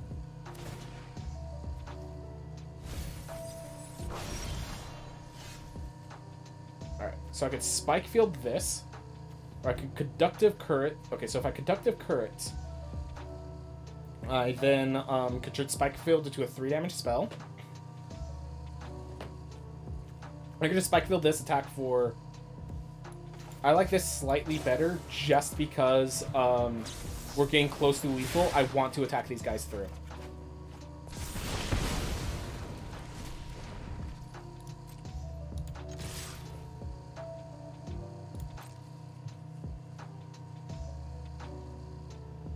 If they're smart, they'll block this one because I'm going to grow it with an expected windfall.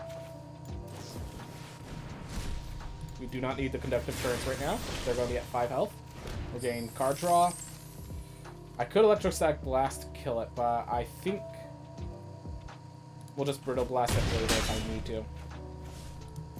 And also now we can Conductive Current into Electrostatic, bring them to 1, and then the start from scratch does the job.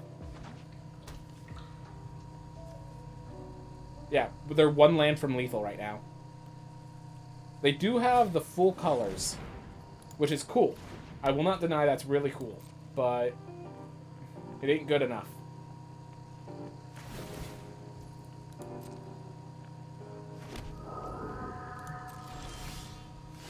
Alright. So let's see. If I actually Electrostatic Blast into Conductive Current... Okay. I think this is how I get lethal. So I Electrostatic Blast. This gets Paralysis. And this, we get that trigger. Into Conductive Current. Good game. And I get the Spike Field Hazard buffed up. And now I get to use the Spike Field Hazard to just shoot their face for 3.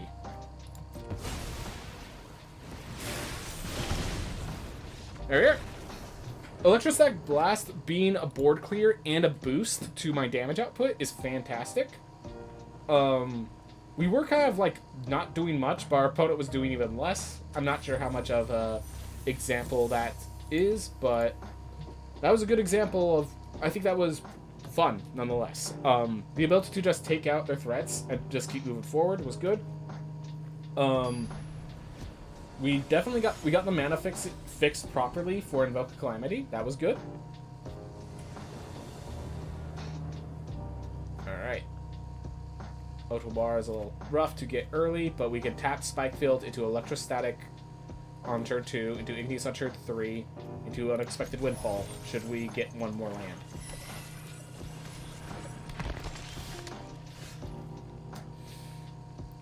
Unfortunately, we are a little too late to use Spike Field, and we need it as a land. We will have to Electrostatic this.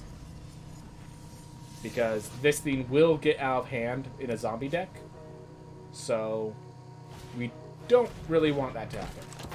I think the Champion of the Parish is scarier than Jadar, honestly. I can kill Jadar next turn. I can't guarantee I can kill the Champion of the Parish next turn.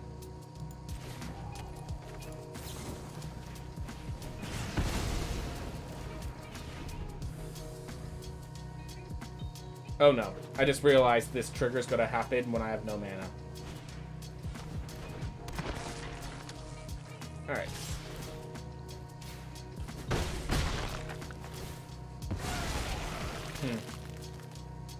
If If I could draw a 2-mana spell, we're in a good spot.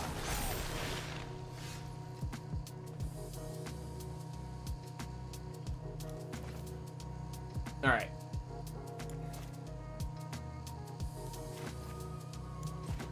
I'm going to develop... I could develop the Bloodthirsty Adversary to try to just force them to play pressure.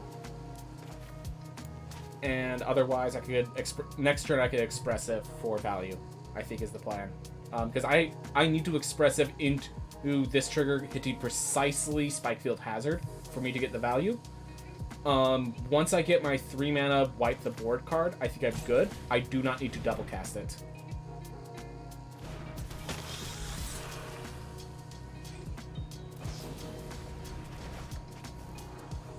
Alright, and we ate a card, and we didn't do anything too devastating to ourselves in the process. We're good.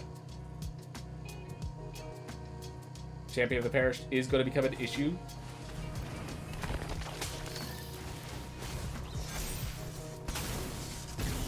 Alright.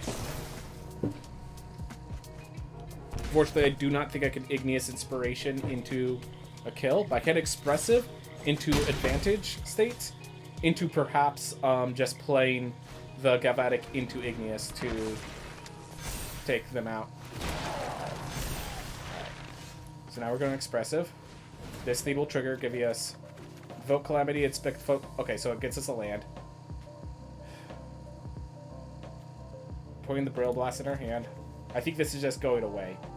We can't really cast any of it. It's Bomb. So I need to decide, do I grab that, or do I grab the Frenzied Geist Blaster? And it's definitely Geist Blaster.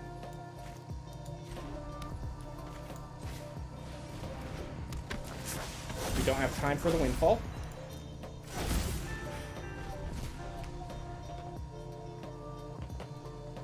I feel like this was more a bad start on my part than anything else. Let's see.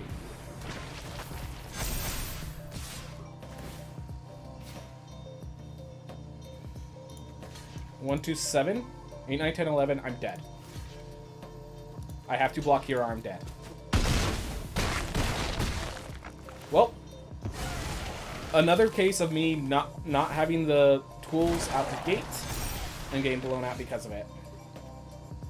Let's see, if I draw the 3-mana board wipe off of Unexpected Windfall, do we even get saved?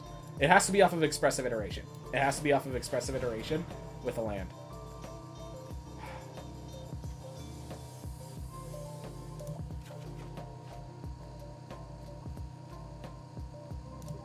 This could come into play untapped because I'm pretty sure we went second.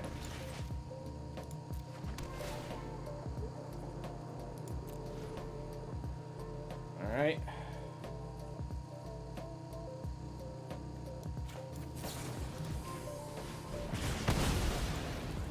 Yep, we didn't draw what we needed to draw.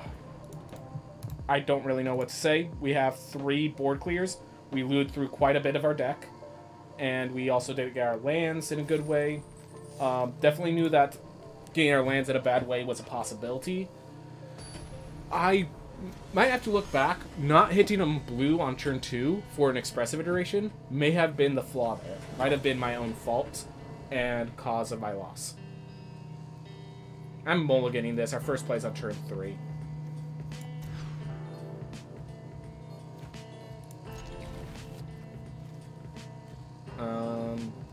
We have pretty good card advantage.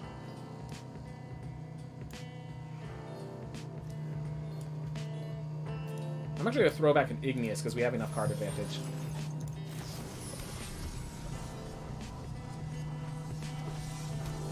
And like Baby Little Flex acts as card advantage as well if we need it. Now we have 2 Electrostatic Blasts being held up.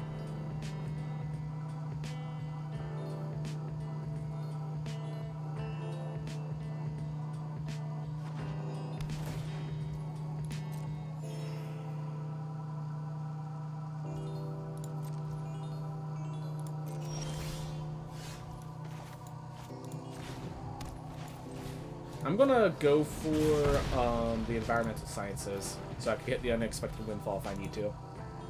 Otherwise, it can be the trigger for the electrostatic blasts later. Our cleric deck. I will say we don't really have many good counters to enchantments. But they're just playing... I always get weirded out when people just play like random clerics like that. So yeah, we do not have any islands. I do not expect us to need islands. And this Otawara, we have a single Otawara and it keeps showing up. Maybe I don't let them untap because I'm supposed to kill this now, but I want to see if they have a bigger threat that they're about to play. I'm okay taking 2 damage given that we just gained 2 life. Alright, they're just leveling up.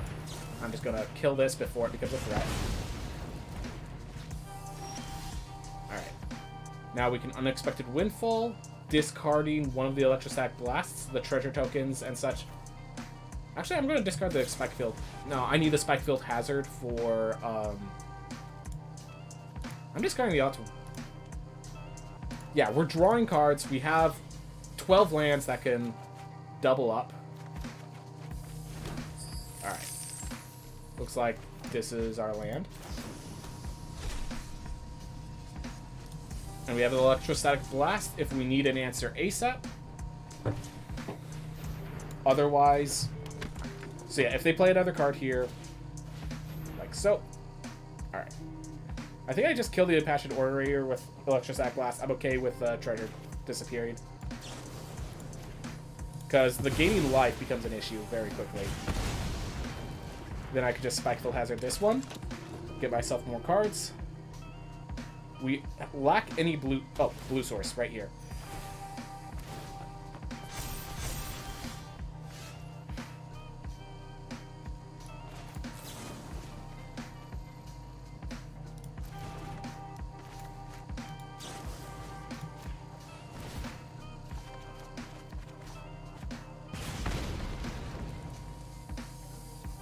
One, two, three, four. I could bring back the Unexpected Windfall and the Electrostatic Blast. I like that.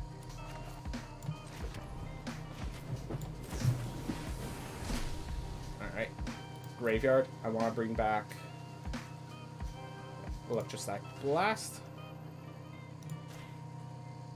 And I want to bring back Unexpected Windfall. Discard a card. Mountain.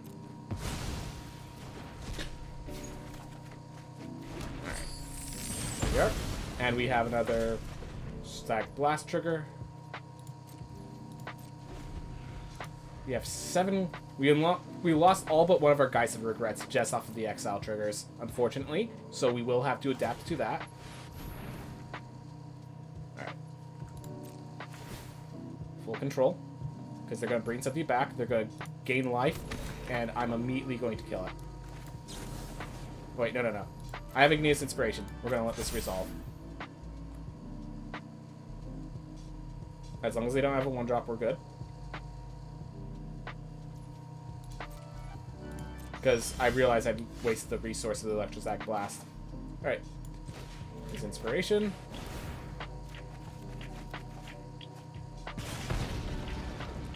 And I think we're getting ready to get Mascot Exhibition here. Also, I should note, we have not needed this Biblioplex. I think the Biblioplex is a mistake, unfortunately.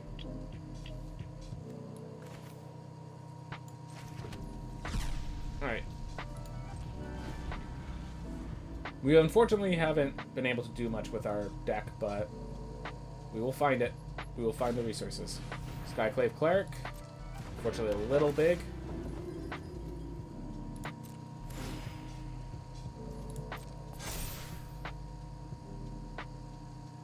For now, we leave as is. Yeah, I'm gonna Unexpected Windfall. Discard a land, try to get more resources. It's so funny, this one cleric class, this little life gain, is actually so significant in stopping me. Also, I should note, all our creatures were in this exile bin, so I couldn't even play creatures to help solve the situation. 2, 3, 4, 5, 6, 7.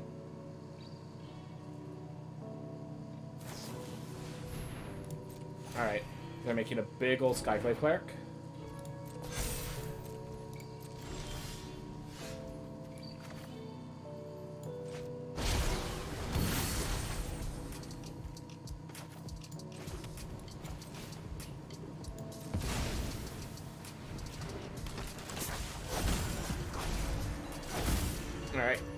And now we get the conductive current. Great. They're at 35 health. Yeah, so they were the life gain deck. We did not draw any of our... Well, let's see. 4, 5, 6, 9... We only have 9 creatures. Okay. More understandable now. Alright. Well, life gain against a burn deck. Bound to be bad.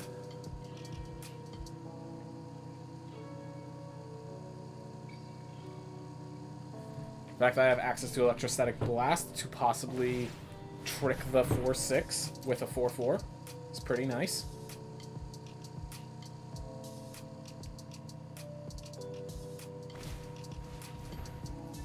What are they putting in the hole? The 4-4 probably. The 2-1.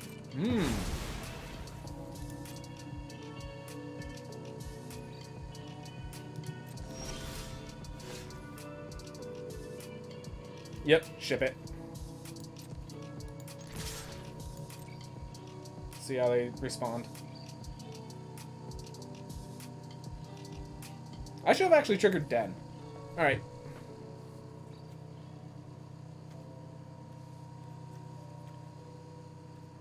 Do I just throw Electrostatic at this anyways? No. We'll double Electrostatic later. And we'll take 4.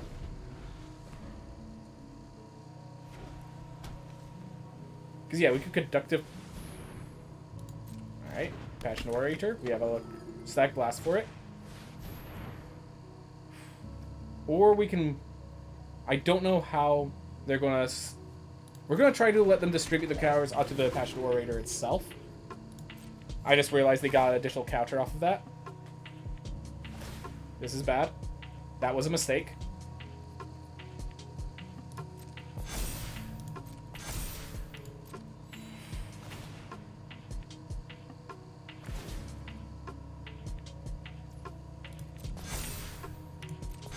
Alright, so they have a 7-9.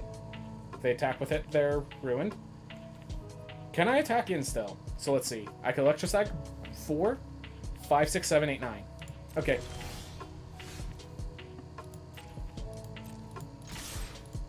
An absolutely baffling attack. Surely. I'm not man-landing my creature because I want that land alive after I'm done here. So I got Electrostatic Blast the Impassioned Orb. Alright, got it. So they didn't block. I'm going to Electrostatic Blast the Core Celebrant. I think. Yeah. Prowess triggers. Alright. Now I can Conductive Current. And I should still... I mean, I'm going Conductive Current no matter what. But the Prowess is going to trigger, which is very important. So that survives. Alright, so now this is a 4 damage spell. I can Galvanic Iteration it. I like that.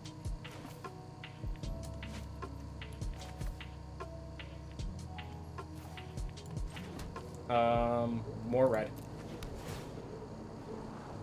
That's a great spell to get later. Alright.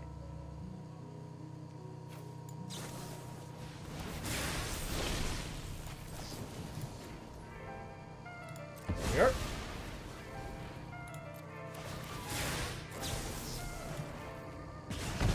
That should kill it, and it gets us 2 of these triggers on the stack.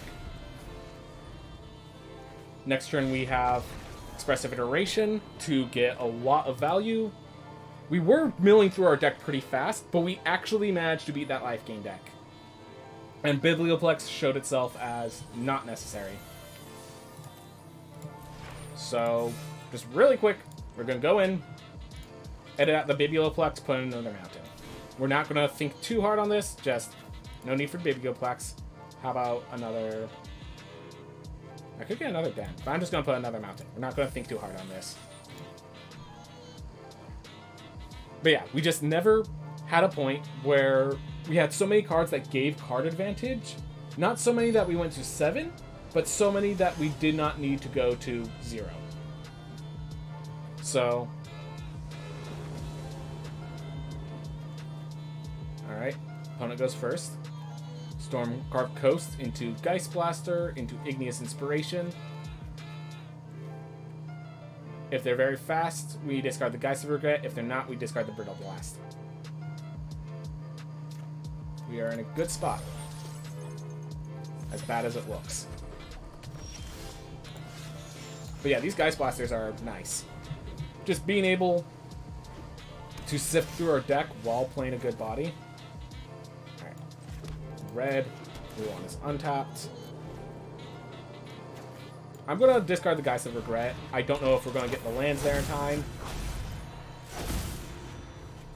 Don't need it.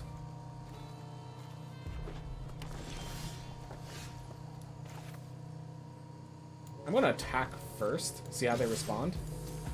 Alright. Now I'm going to Geist Blaster.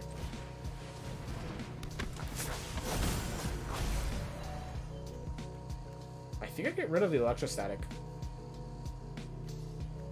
If they might have the dragons, which we will want to Brittle Blast. And the Igneous Inspiration is nice.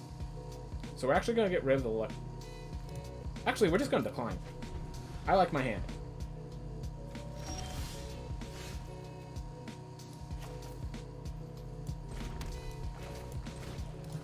What you got?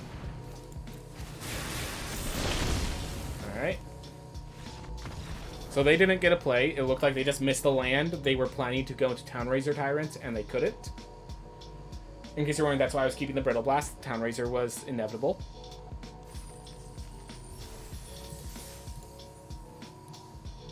Otherwise, we were about to deal 9 more damage and threaten lethal for next turn.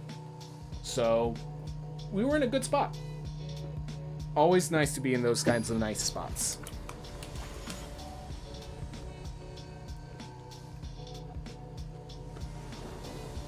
I believe this is game 4. Bugbear into Hazard. Or Hazard into Bugbear for Electrostatic Blast ready. Into Conductive Current. Yeah, we have... It's really weird, but we have all the resources. And that's the important part. I think we start with Forsaken Crossroads on blue.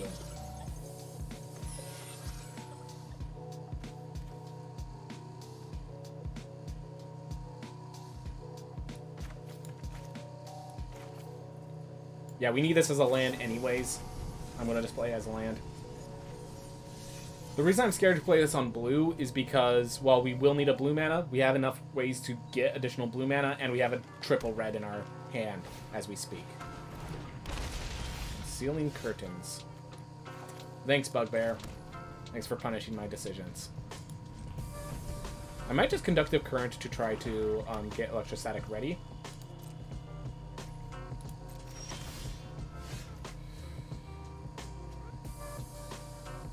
Let's see, you discard a non-land card from it. I'm going to play Den to threaten the Conductive Current next turn. And we're just going to let it happen.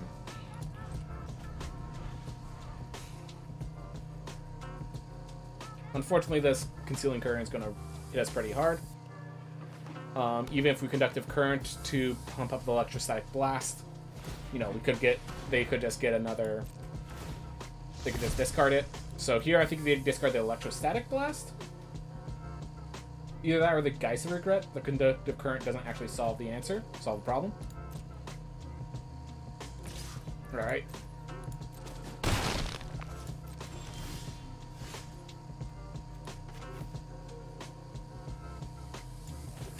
Blue. Alright, what do we got on top? Beautiful. So my plan is next turn, I'm going to Galvanic Iteration, double Conductive Current, turn this Electrostatic Blast into a 6 of damage attack, and then we'll have answers beyond that. Actually, I'm going to turn this Conductive Current into 5 damage, and this one into 4.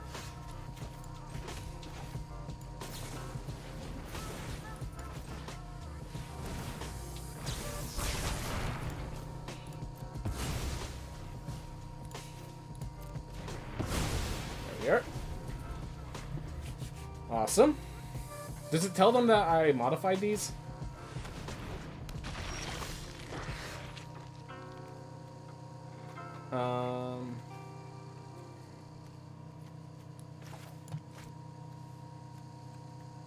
I can land Geist of Regret. This still dies to Conductive Current.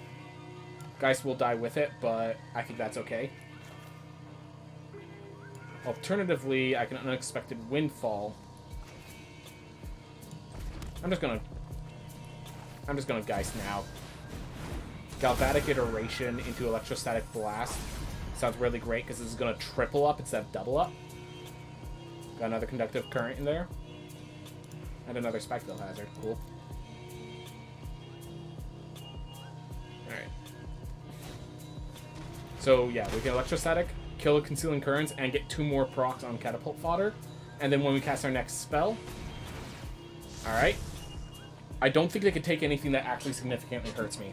Because either I have the Conductive Current, which is destructive, or I have the Electrostatic Blast Galvanic Iteration combo, which is destructive.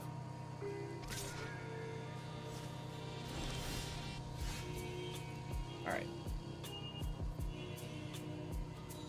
So I could Galvanic Iteration. I can Expressive Iteration into Electrostatic Blast to kill that. Or I could, yeah, I think I like this best. Put that in my hand. Bottom, exile. So now I can Galvanic Electrostatic if I want. I could not Galvanic into Igneous.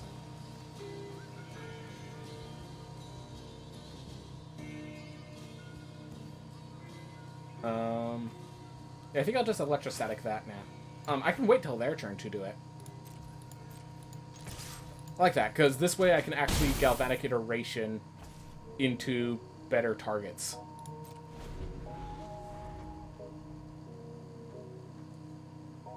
So if they play a creature here... Alright.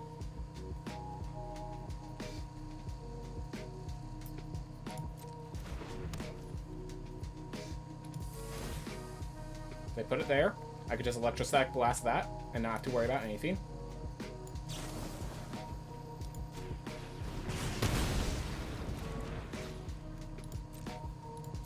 Alright. Haven't even used Geist of Regret yet, just as a 4/5, which is a good body. Okay, I can Galvanic. And then... I'm just gonna do the... In my hand Galvanic. I don't need 3... Wait, hold up. If I 3 Igneous, that deals 9 damage, they're nearly dead. I like that, actually.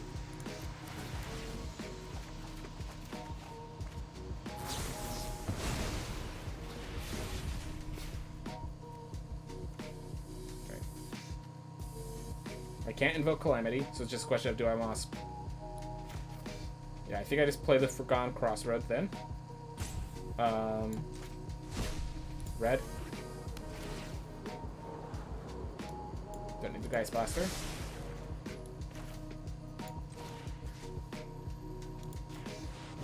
Alright. The question is, do I do kill a Catapult Fodder, or do I just hit all face? I think I hit all face. Yeah, we'll get Environmental Sciences. We'll get... Start from scratch. And we'll get Introduction to Annihilation, I think. Or Mascot Exhibition, yeah.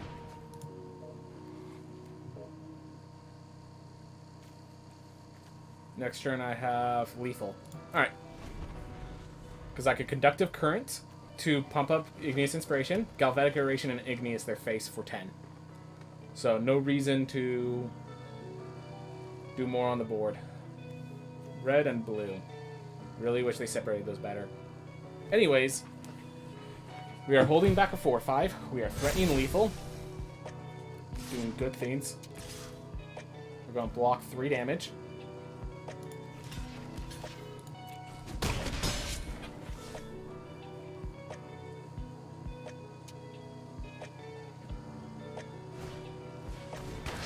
Alright.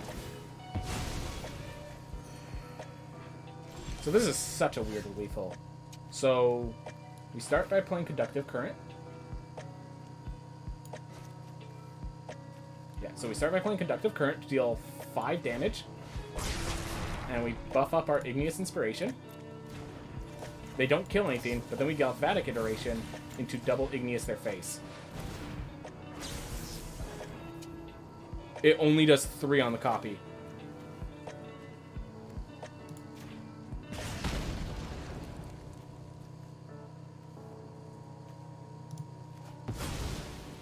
It only did 3 on the copy.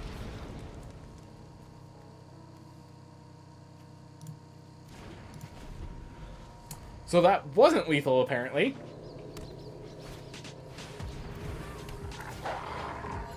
That's really annoying.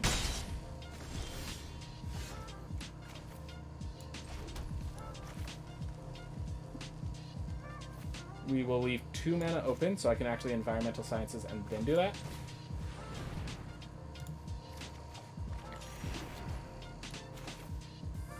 I might want a Galvanic Iteration. I might just annihilate that.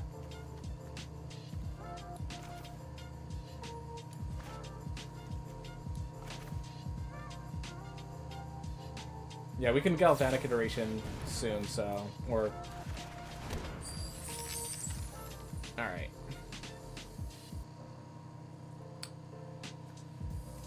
We do need to annihilate that so that things don't get worse for us. We can now invoke Calamity, gain the 5 mana Igneous Inspiration, and the 4 damage Electrostatic Blast, or the 5 damage Conductive Current, perhaps. Alright. I just want to check if I have lethal. So, Igneous Inspiration for 5, Igneous Inspiration for 3, Electrostatic Blast for 4. Okay. Galvanic Iteration. Invoke Calamity. Alright. First one, we want to do Igneous Inspiration for 5 at their face. Plus Igneous Inspiration for 3 to their face. We ate through our entire learn board. Now we want Electrostatic Blast to their face. And we're going to just grab the Conductive Current for safety.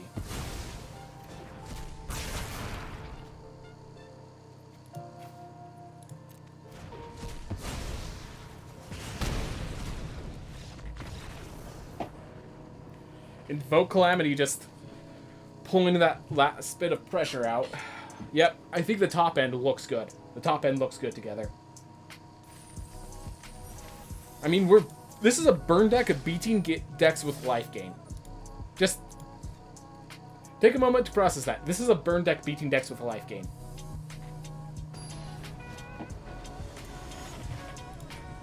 It's not very on the board. Well, I guess it's on the board enough. Alright. Well, Tawara kind of sucks. But we have Mountain for Electrostatic into Igneous, into Unexpected, into Invoke Calamity.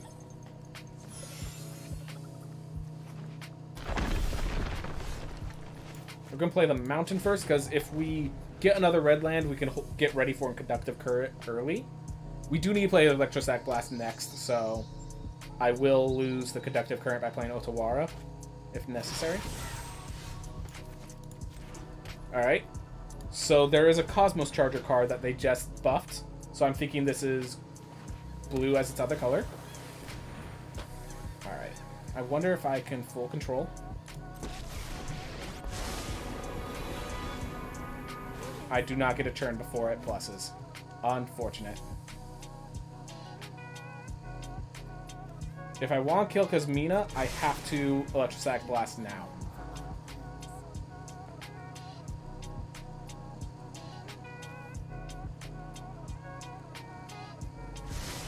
And I will lose the effects of Electrostatic. Hey, Mountain. Right. Let's start with an Igneous Inspiration on that.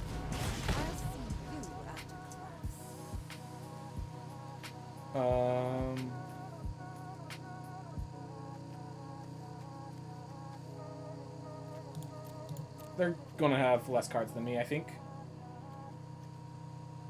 I'll get the environmental sciences ready. I usually end up needing to use that.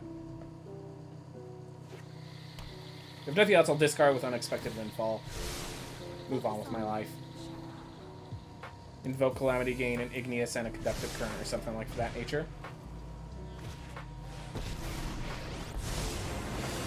Great. So we're facing Super Friends with a deck that does incremental damage. This only does it to creatures, not to planeswalkers. So I think we're dead.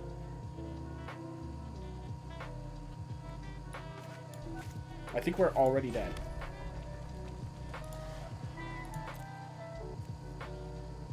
Yeah, I don't need the Conductive Current anymore.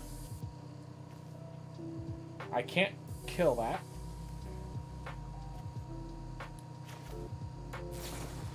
I'm going to just discard the Environmental Sciences now. We need to stop Teferi before it goes off. Or we have to just deal with the emblem, play Geist of Regrets, and invoke Calamity, gain double Igneous Inspiration, plus double Environmental Sciences, or something of that nature. Double Electrostatic. Found it. Found the out. I'm going to Geist of Regrets to, and Electrostatic Blast this for 2, so it can't trigger. Then I'm going to double up Electrostatic Blast plus Igneous Inspiration. I think that's my out. I can't think of anything else.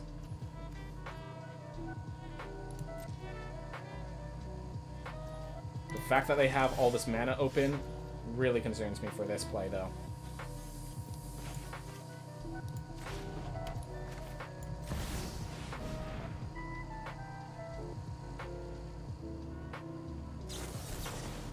Alright. Now I can't really use the Electrostatic. If I invoke Calamity, I think I still have to do it, but I think the game's... They're not getting card advantage. I think I just start going face. I can invoke Calamity for another Electrostatic Blast plus an Unexpected Windfall.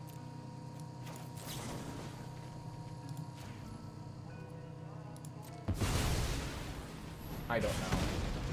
I don't know. We're facing the control counter deck that doesn't have targets for burn, that you need to play on the board to beat.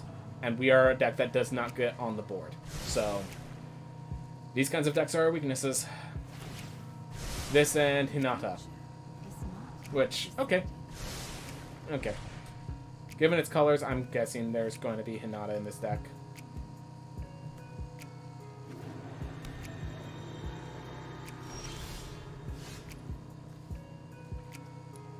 Alright.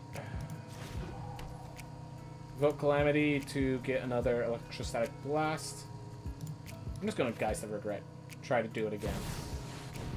We're going to lose to Teferi unless we get Geist of Regret to duplicate and deal a ton of damage very soon.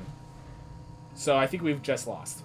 I think with that counter spell, we just lost. Because they now have double the card draw and double the mana. And it's clear that they're running enough counter spells to deal with whatever I'm doing.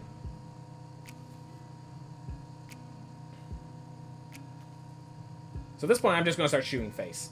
I can't stop Teferi. Yep. At this point, we just start shooting face. We can't stop their planeswalkers.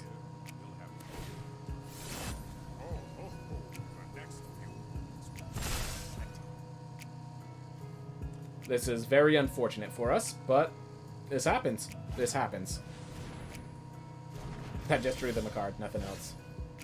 Alright, start with Electrostatic Blast to face, because we have really not many other choices.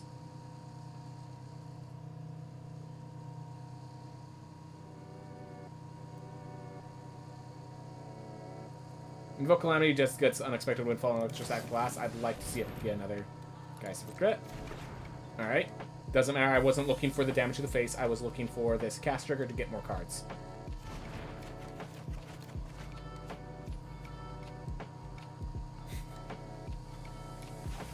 Did we go first or second? We went second. Alright. Graveyard, please. Alright.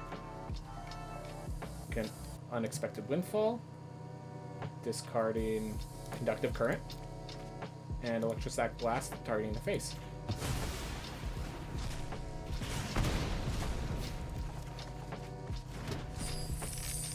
There we are.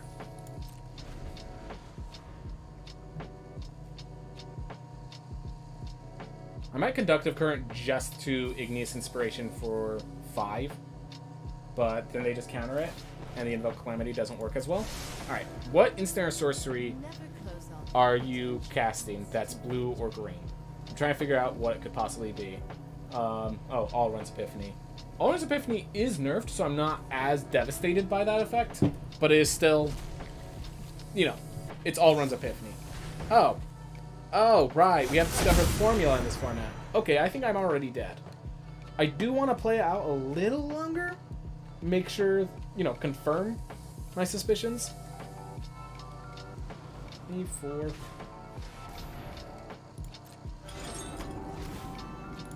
But, yeah, I think this is going to be a kill. Which I think that means this deck went 4-1. And given that the deck was a no-creature deck, yeah, I'm alright with that. No creature deck, they countered my own creatures. I did not get my early game creatures. Yeah. Okay. Okay. That's not exactly a bad loss. 'Tis a loss, but it's not a bad loss. Yeah. Because Mina with... So, when the Planeswalker comes into play, you do not have an immediate response to it. So that's why Kesmina was able to stay alive. Oh my gosh, I just realized they gained the life end. Yep. We're gonna just concede once more King comes out. Alright, well, that's 5-1. The deck that we lost, or, sorry, that's 4-1, I believe. I'll have to check to confirm, but, like, the deck we lost to had no creatures, so it makes sense. Any cards that fell a little lackluster? Unexpected Windfall, I think I could knock this down to 3. Conductive Current to 4, or perhaps Brittle Blast to 4. Perhaps Bloodthirst. I don't want to go too few spells, because spells are going to get exiled, and Geist Blaster stops working once there's not 20 spells amongst them. Also, Spikefield Hazard isn't really... So it's like 25 spells in this deck. Yeah, I think I'm not trading Unexpected Windfall for a non-spell. Just clearing it. So I think this is it. I think I like that. Yeah, that one little change. Maybe knock out Geist of Regret for another adversary. I could see that. Yeah, because I want to play this.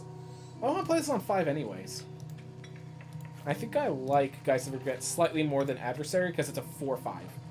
Yeah, no, I'm just gonna leave it as is. I think this is a good deck. Ooh. The Expressive Iteration, I'm gaining enough card advantage as is. I don't really need it. I don't think this is worth 4 Galvanic Iterations, but 3 I think is good. I think this is a good way of building the deck there. As for should you create it? Bloodthirsty Adversaries are kind of expensive. I think one of the big things is the Geist of Regrets and the Geist Blasters aren't really going to be part of other decks, and this is 3 mythics, 4 rares, and then the Invoke Calamities are another 3 rares. So unfortunately, I don't think this is going to be something worth crafting. Yeah, just a few too many rares. Yeah, this is a rare, this is a mythic. Yeah. Also, yeah, I'm assuming Forgotten Crossroads, you're crafting the full set if you're planning to go this sort of colors. Maybe another, you know, I think another Bugbear instead of a Mountain. Probably a full set, because the Den of the Bugbears, we needed creatures on board a lot of time, and we did not have them. And so having the ability to make a Bugbear Den would have probably won us the last game. Alright, well, with this little change, too expensive for me to justify over the top meta decks. Was a lot of fun. If you like that kind of burn style, this is a cool way of doing it. Invoke Calamity, I enjoyed. Geist of Regret pulled its weight. Yeah, I think this is good. Anyways, everyone, thank you so much for watching. I hope you have a wonderful day, and I hope you get the brews you enjoy. Alright. one last deck I want to do, unless someone has any suggestions of their own.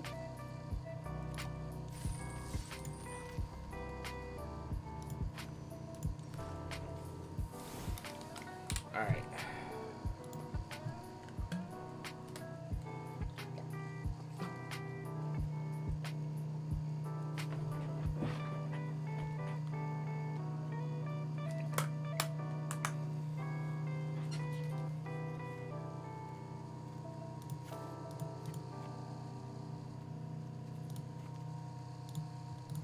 Just need to make sure it's all ready.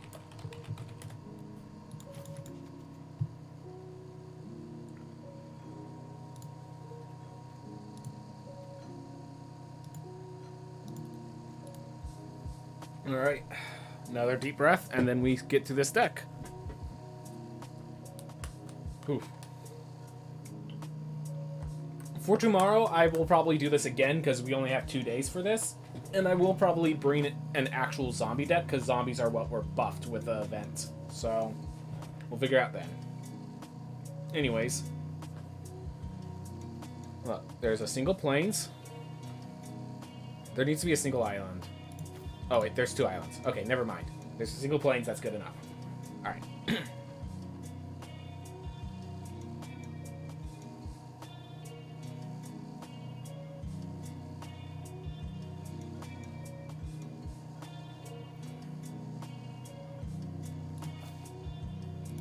I'm actually gonna do that. Alright. Whew. Hey everyone. One last deck for today before I close it up. Inventive... Alright.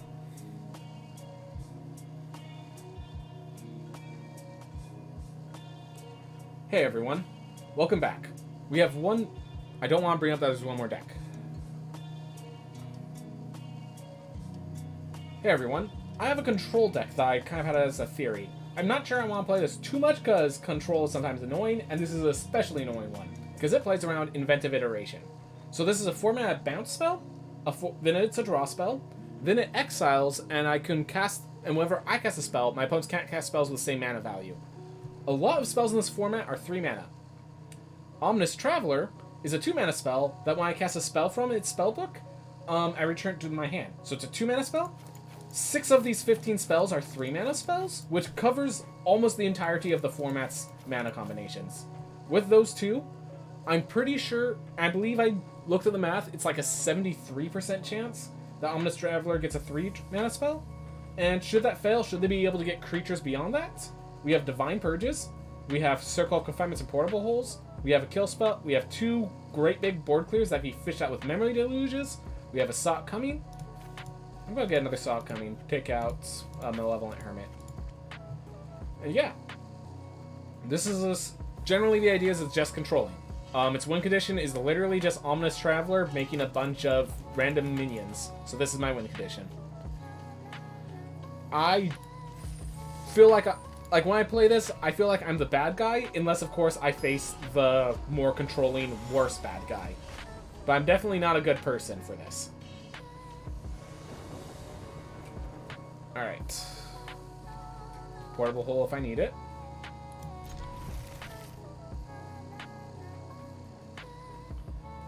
Might have been a bad keep.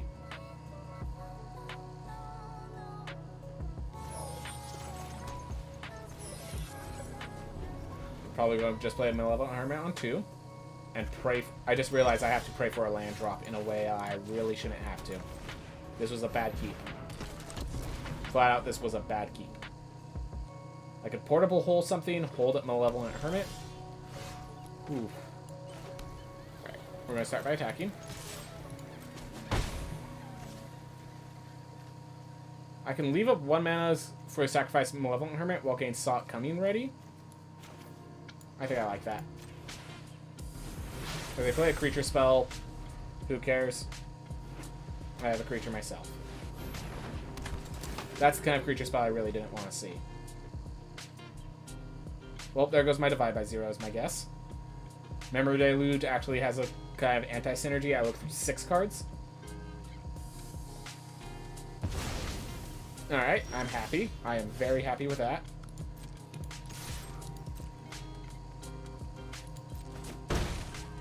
This thing costs 3. This only does 2 or less. Unfortunately, we did not draw the mana for Inventive Iteration.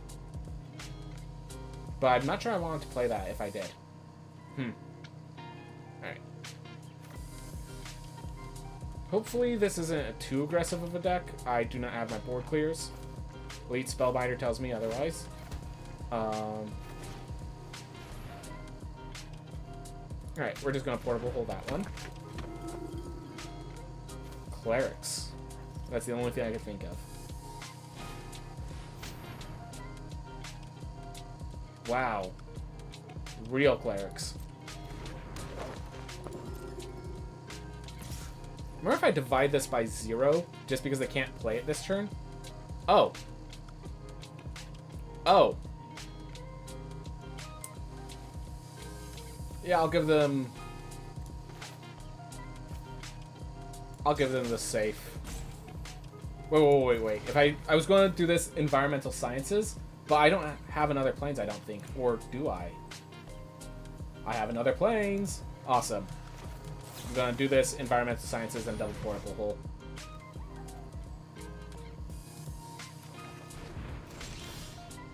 Oh. Hi there. Hiya, planes. Fancy meeting you here.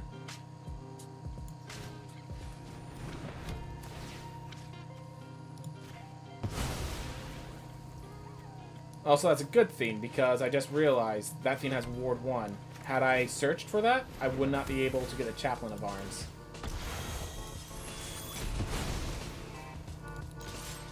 You know, I should have left the Sock Coming available. Oh well. The Inventive Iteration I'm okay costing 6, because I don't really need it until 6. If they get my Environmental Sciences, that's fine. Priest of Ancient Lore, that's okay.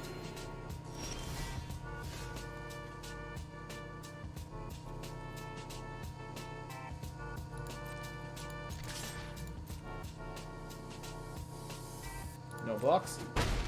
You know what? So, this is an example of if I get a 3-mana card. This ends up doing great things. I just want to play this now. Bouncing back the Priest doesn't seem like the best idea, but I think it will be fine.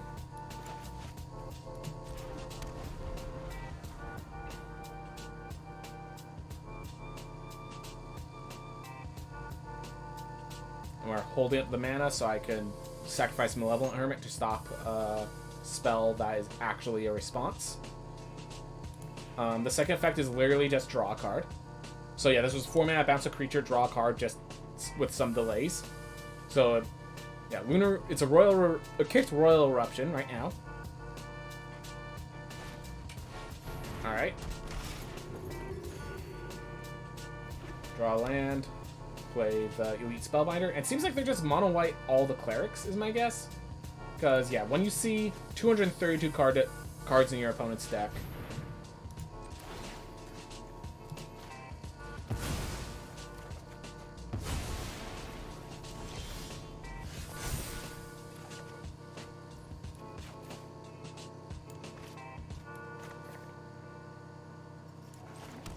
I think I just play this as a 2/2 flyer, and then I ready the Memory Deluge for, or I could just Memory Deluge this turn. Like, they untap, they attack. We take 2 damage, we Memory Deluge, looking for a win condition. Yeah, I think that's a better play. And we're holding up a counterspell if they end up being a lot stronger than we expected. No, I expected Elite Spellbinder. Go ahead and take my Circle of Confinement.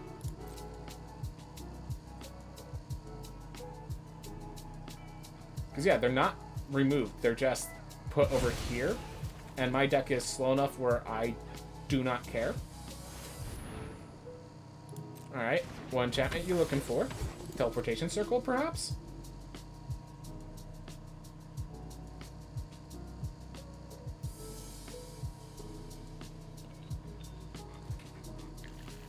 Spartan Regiment. Got it.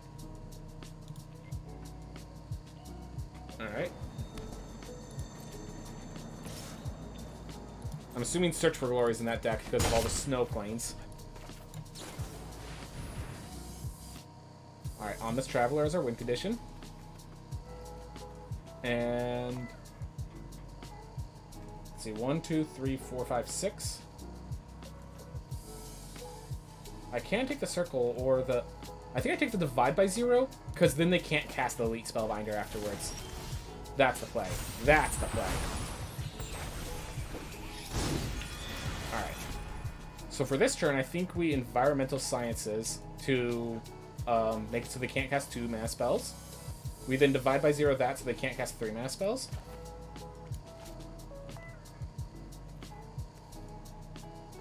Mana value. I'm pretty sure this just is modified. Yeah. Alright.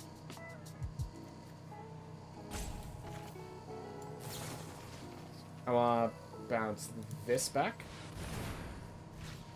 So they can't cast 3 mana spells. And I have access to... I'll grab the Reduce to Memory, I guess?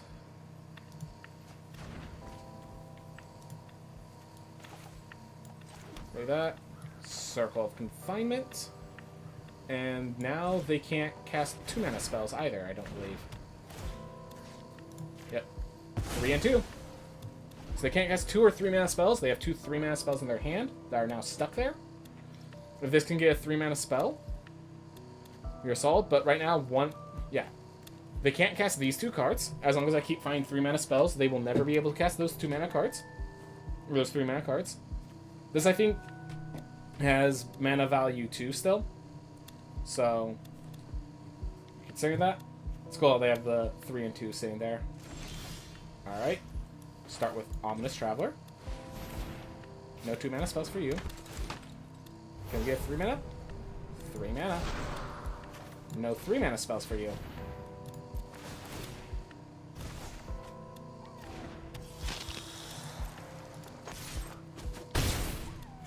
Alright. And we'll Environmental Sciences to get our lands ready. We're going to Storm Giants, though.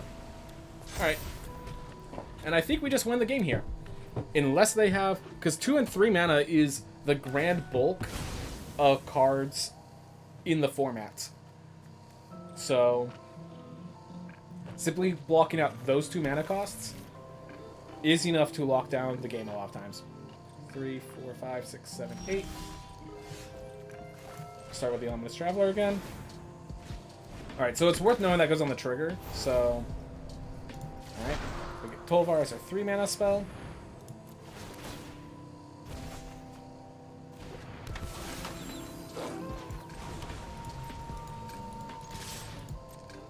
And we're holding up the mana for Sot coming now, so... just move on. There might only be 1 spell in their hand they could even play. Thanks to Living Breakthrough. Alright, that might be Starnheim Unleashed or Doomscar. Sot coming takes care of that, generally speaking. Oh, wait, is it not This is not... It's nighttime. Why is this still... I don't... What?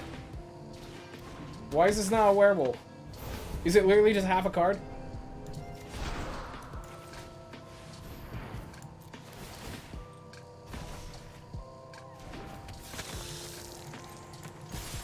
Yeah, it's nighttime. This should be the other side of Tolvar. That's an error.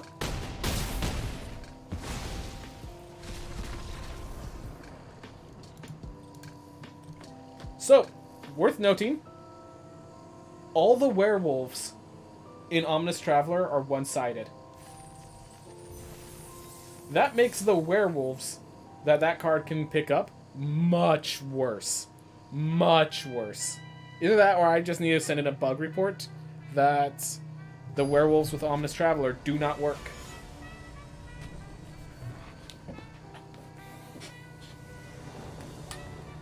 It's luckily that I didn't need for this. Go first 2 lands. I got lucky last time. I can't go too much lower. Farewell, win rate. Hardly knew ya. At least this way we have a 1 mana removal, a 2 mana removal, and an environmental sciences should we make it there. We're going to get another white, I think. White or blue? I think blue was more threatening.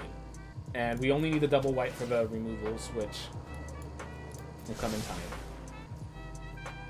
That sad moment when you mulligan to try to deal with a 2 land hand, and then you get another 2 land hand, and you have to keep it because... good idea. Alright. I'm not dealing with the Suzas. At least not this turn. It just gained them 3 life. Alright. I think now I'll deal with the Suzas because I'm literally doing nothing. And a 3/3 is actually kind of a threat. If I draw a land, I can divide by 0 to get an environmental sciences, to be able to play inventive iteration, to hopefully win this game.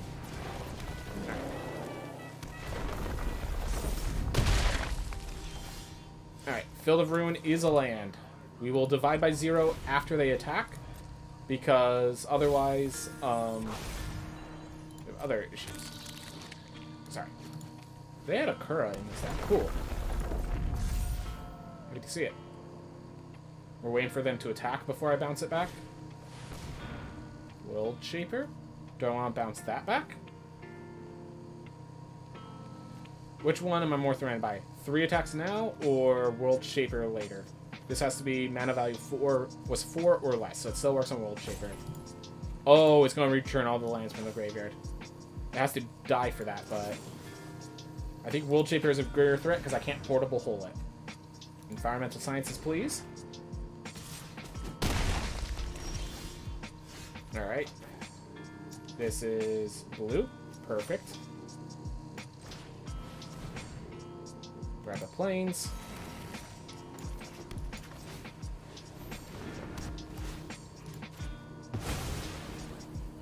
And we move on with our lives. We will take incremental damage by these insects. I'm okay with that. But World Shaper is going to get them so much mana ramp, I can't let it go off. It has to die, so Inventive Iteration bounce back to their hand is not an issue for me.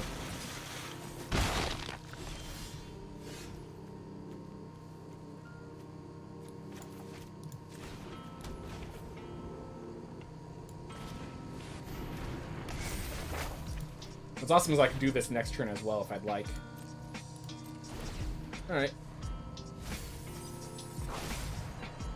I'm okay with these little pinpricks. And if they just keep recasting World Shaper, I'm happy. If they're happy, then I'm happy they're happy. Alright, I can Malevolent Hermits and instead look to bounce this back. I think I want targets if I'm Malevolent Hermit. So we're just going to play another Inventive Iteration and bounce the World Shaper back again. I might want to just portable hole one of these mosquitoes because it's starting to build up pressure, slowly but surely. We're at 14 health. Oh my gosh. I'm going to bounce this back, and because Inventive Iteration is a 4-mana spell, they can't play it again. Oh my gosh. That's hilarious. I can't believe we got 3 Inventive Iterations like that.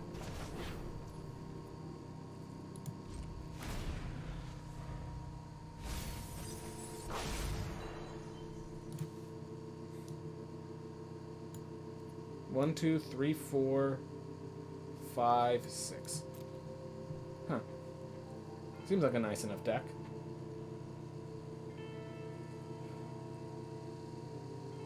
They can't play World Shaper.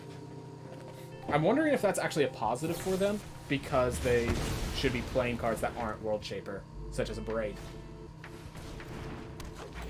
Alright, we're going to Confinement and Portable Hold those, I think.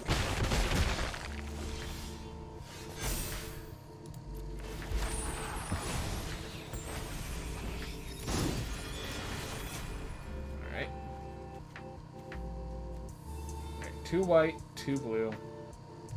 We're going to need more white, so... Let's see. Circle of Confinement prevents them from playing 2-drops.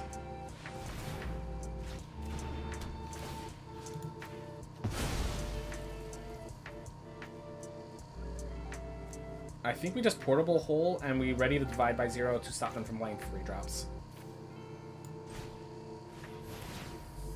So now they can't cast 1 or 2. Divide by 0 will make it so they can't cast 3 either.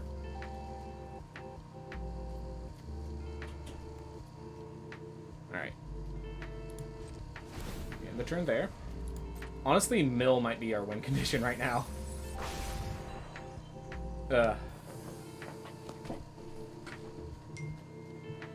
Oof. But yeah, if they World Shaper, then we divide by 0 and they literally cannot play anything.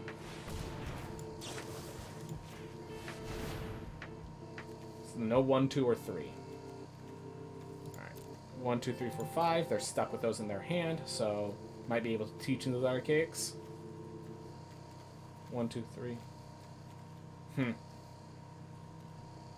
I'm going to Introduction to Prophecy, get myself a 3 mana card.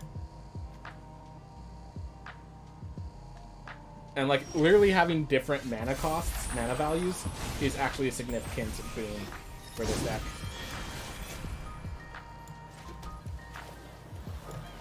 Start with Memory Deluge so they can't cast their World Shaper. And then I think we...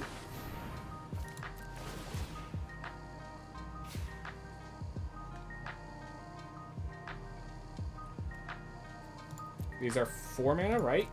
So Divine Purge sounds fantastic, and a Divide by 0 sounds like a great backup. Alright.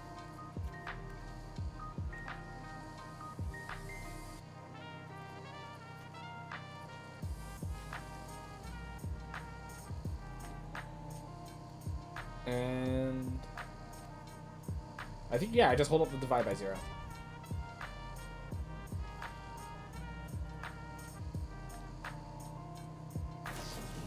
Shock my face. Okay.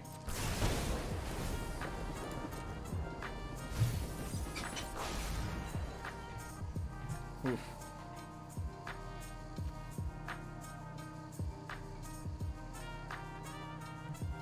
Next turn, I think I had Divine Purge.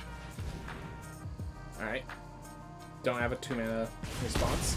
I was thinking about using Circle of Confinement, but I thought that I thought their answer was going to be a Braid, and... Ugh. Well, there goes all my creatures. Unfortunate, because I didn't have my win con. The other half of the win con.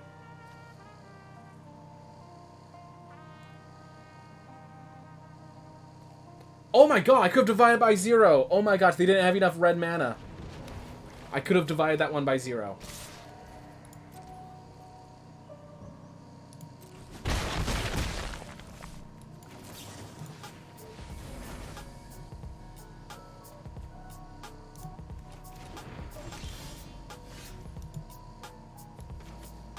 Let's start with a Divine Purge to get...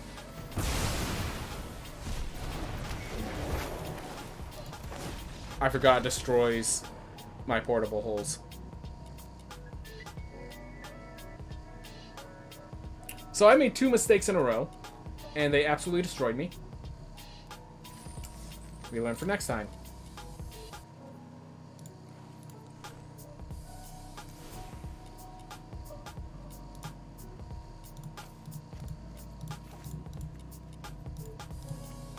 Perhaps we can look at just 1 mana removal spells that we can be using for white or blue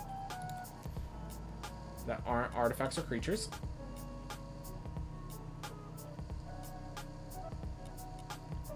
I'd rather not use Slayer's Bounty right now. March of Otherworldly Light.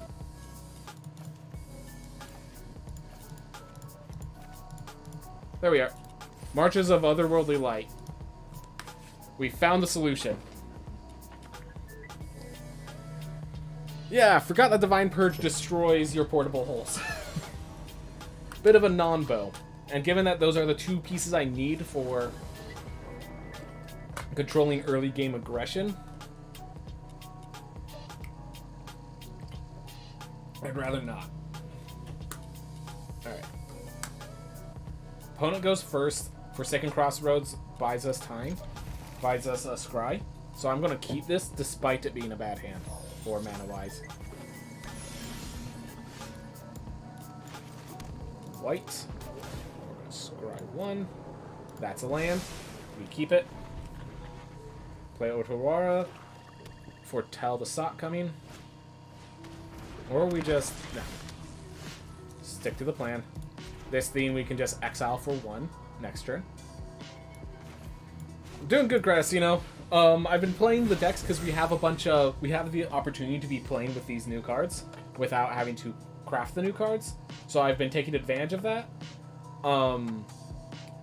One thing worth noting is, yeah, our last game did not go so well because I made some stupid mistakes. But other than that, we've been doing fantastic.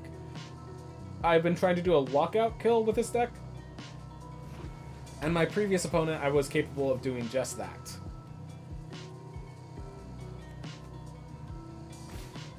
Blade Fish Scab. I think that's better to be marching out of here. We can bounce this back later.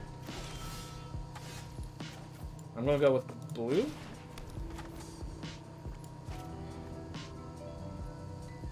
If they have a Spell Pierce, I'd rather them spend it on their turn, not mine.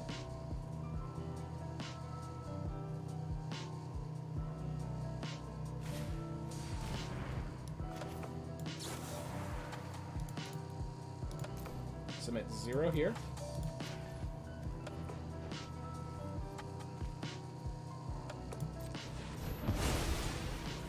We are still taking 3 damage, unfortunately, but it's a lot less devastating 3 damage.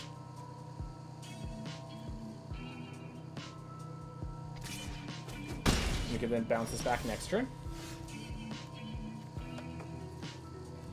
Ominous Traveler, this isn't the place for it. We now have a Sot coming, a March, and a Divide all set up. This is probably going to be needed to play to Environmental Sciences to then otherworldly exile the champion. Ooh. Past days you've been stressed out. Ooh, if you need to talk about it, feel free. But other than that, we chillin'. We just enjoying our time here. Good to relax it means. Alright.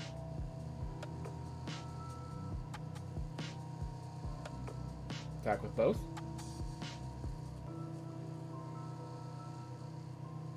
I have a good question for you. Oh, so there's someone at the gym who plays really loud music. Just the general theme is just be kind. Just, hey, your music's a little loud. Do you mind turning it down a bit? Like that sort of stuff. Just, you know, generally the theme is, I don't know how else to say this, but don't come off as a jerk. That's the only real way to do it properly. Like, if you... Like, people will be kind if they get the sense that you're being kind. Oh, I really like that they have autopay here now. Cool. Alright. I'm probably just going to exile the Champion of the Parish now.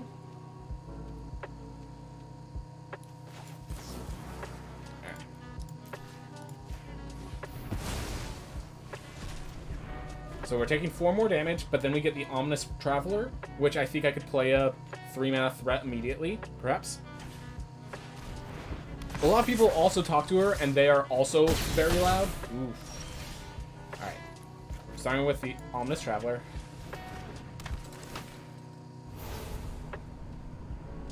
Ew. So we figured out these don't have a flip side, which is very unfortunate. So we're just going to pick the Champion of the Parish. And I think we just hold up the Divide by 0 and let ourselves get a little wrecked here. Because we don't have a choice right now.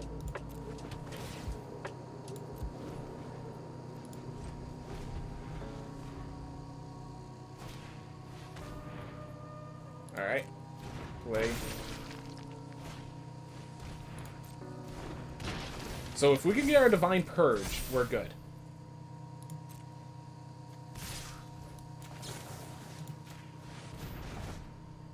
Is there a good way? Introduction to Prophecy? Could help if we get a land here.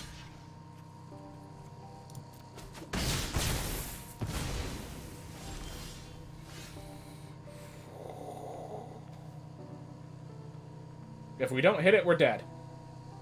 If we hit it, we're still dead.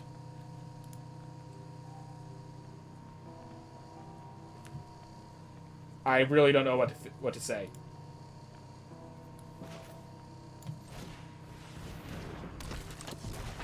Oh, oh, oh.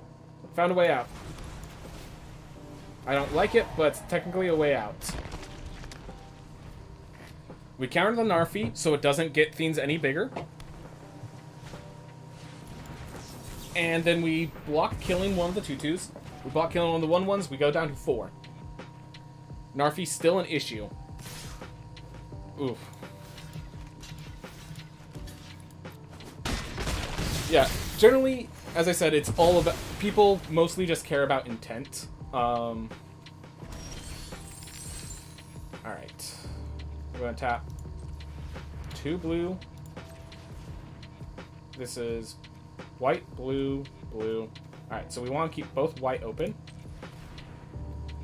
Introduction Prophecy, looking for the response. We're at 2 health, so Ominous Traveler doesn't help.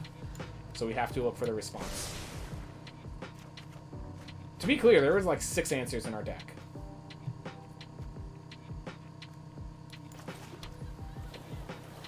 We can pretend to hold up a threat, but literally they just swing in and we're dead.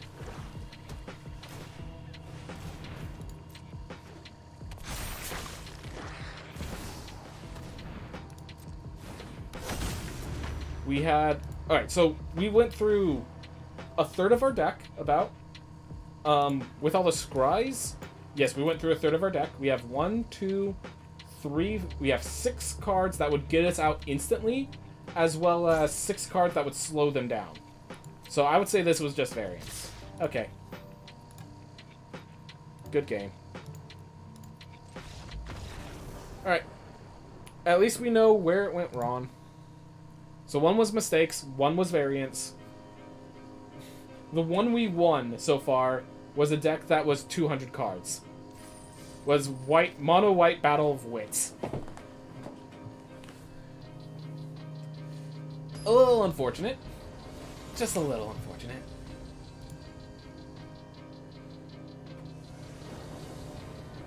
Hey, 3 lands. Honestly, that's way above our recent curve. I'm going to wait on the pathway, because we might actually want to play Divine Purge. Is this ranked? No, so we got an opportunity to play Alchemy decks outside, without having to craft the cards for it. So I've been taking advantage of that. I'm going to play one of these on blue, in case I need the sock coming later. But yeah, this is not ranked, this is just like free to play, but everyone's allowed to make whatever deck they want. So, you know, people make the decks they want. We do not need a Divine Purge. I'll hold this up for the Divide by 0.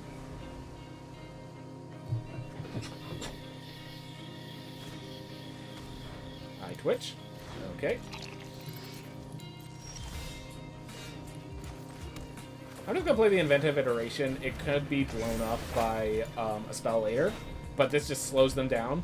Binding of the Old Gods is the main threat here, but I don't really care too much.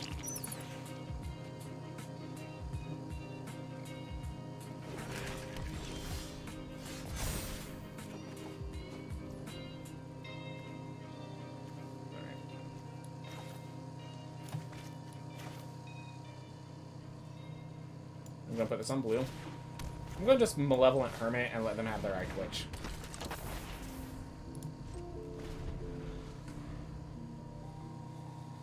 There's a lot of ways they could sacrifice this for value, and I'm happy for them. Alright. This, I'm going to see it coming. I do not want to see the Binding of the Old Gods again. I could have just sacked the Malevolent Hermit. Why did I see it coming?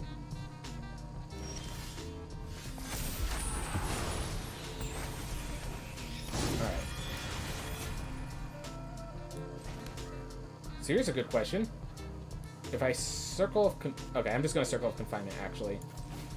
So now they can't play 2-mana spells. Delete the Eye Twitch. Keep moving. My question is, how does March of the Otherworldly Light work with Living Breakthrough? I think the mana value is the end result.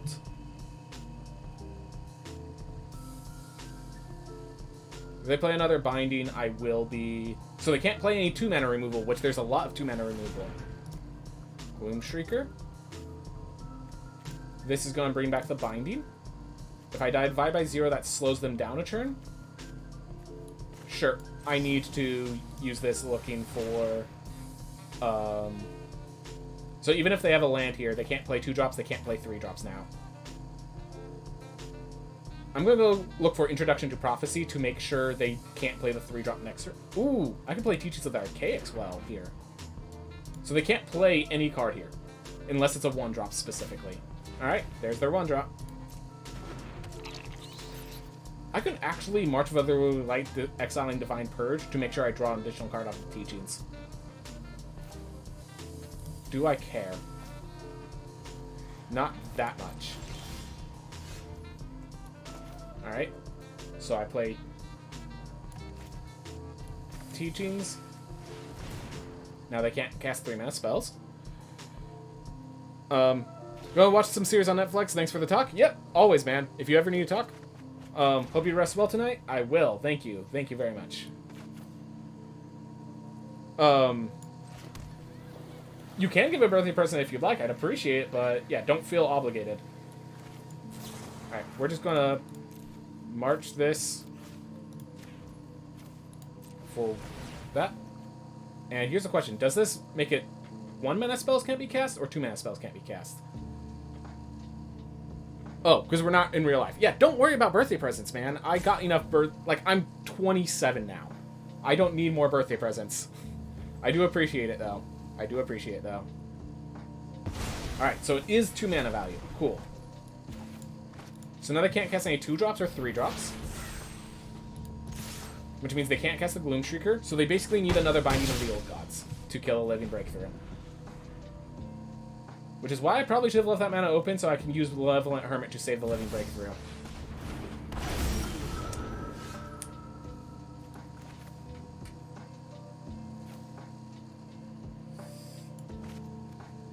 Well, gonna be hard to get past Junji. I could bounce it, but then they just play it for 5 again.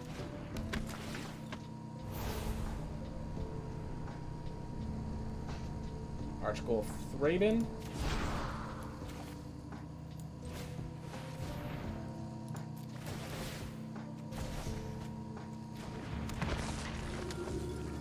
This costs too much discard to it.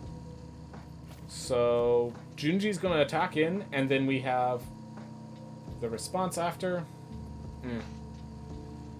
We're going to let this be for now. This does non-dragon creature cards. There's no creatures in the graveyard. So we don't want Doomscar if we don't have to.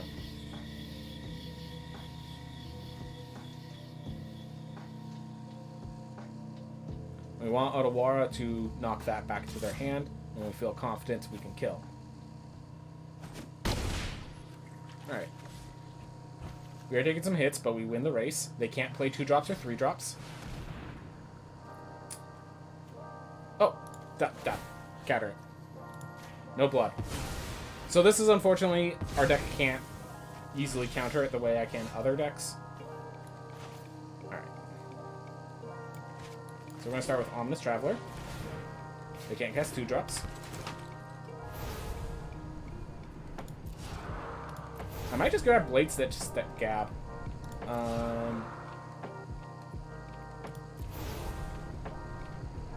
Yeah, I like that. Just applies more pressure. Continues with a synergy. Now they can't cast 2-drops or 3-drops again. And Ominous Travelers keep coming back.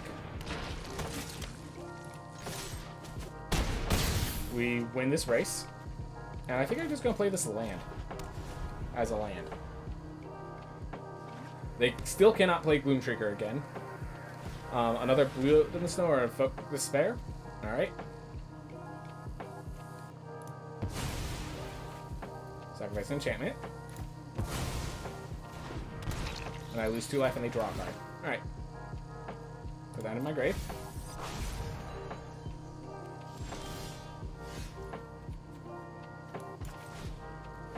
Alright, they can't attack with... I should have just saved the land so I could make it so they couldn't do anything with Junji. Alright.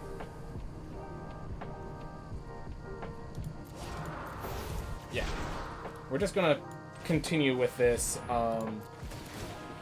lock down their 2 drops and 3 drops plan. And just keep accruing value while we do.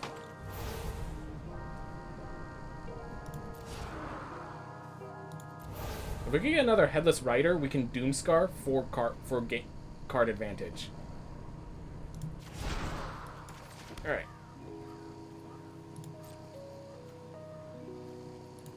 Not yet. Headless Rider next turn. We are now the zombie deck.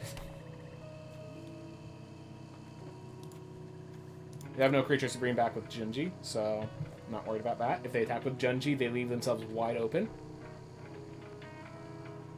I will block it because if they attack with Junji, I'm assuming it's a board clear. But all right. Oof. We have the 2/3 lock. Unfortunately, it does not stop Junji, but there's a lot of other resources. All right.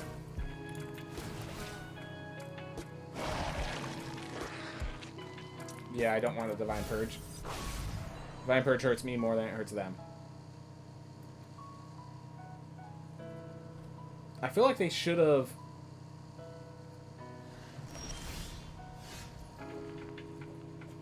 I'm not going to question it right now. Alright, start by making it so they can't play a kill spell.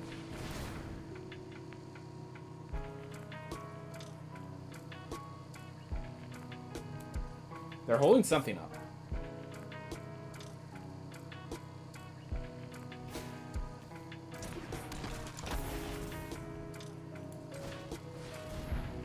Alright, another Ominous Rider means we can start swarming them on the ground soon. Yeah, I think next turn we can start swarming them on the ground. Alright, no 2s or 3s.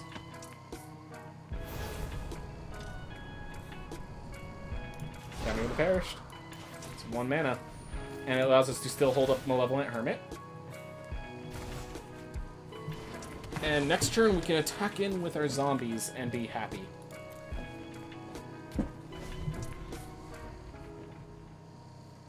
We're holding up the Malevolent Hermit as cannon fodder. Evoke Despair, they have 3 mana to counter. Alright. So I have to sacrifice the Living Breakthrough, because that's our only... unless we want to take a little less damage. If I pay it to make them pay more life, it doesn't really help me. Alternatively, I can sacrifice this, get myself more creatures. This doesn't stop them from being able to play any spells this turn. Or this doesn't allow them to play any spells this turn. So, sacrifice a creature. It's going to be this one because I have no other enchantment creatures. I'd rather take the 2 damage, draw them the cards, than go with this. They have to have specifically a 4-mana card and a land, which we didn't know about the land.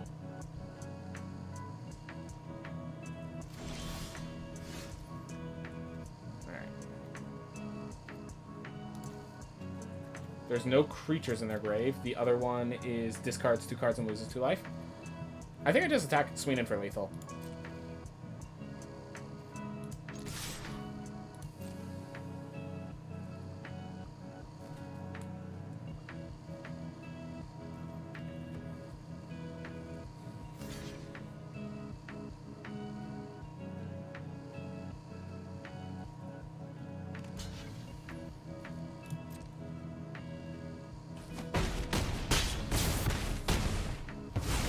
They're at 1.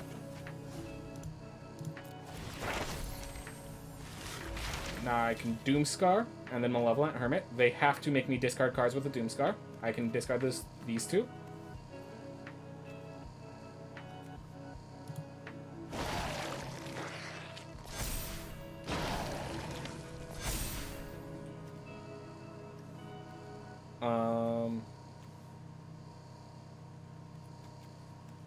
Oh no, I just play Malevolent as Airborne Blocker. I think that's actually better for me. Alright, let's aim for airborne blockers, basically. Patrician Geist. Perfection.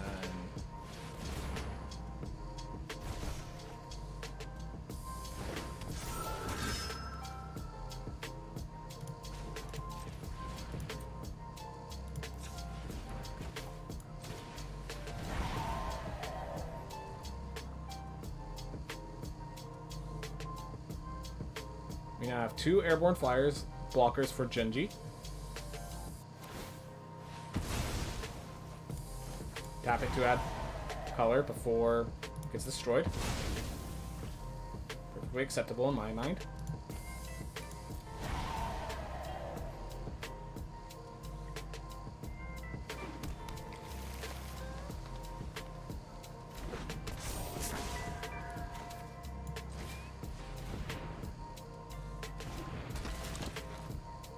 Alright. Another Patrician Geist. Yep.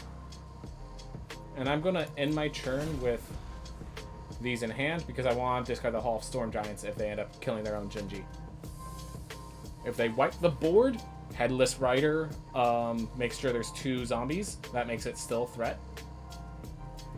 Basically, they want to wipe this board. Wiping this board still presents lethal. We're in good spots. We're in good spots.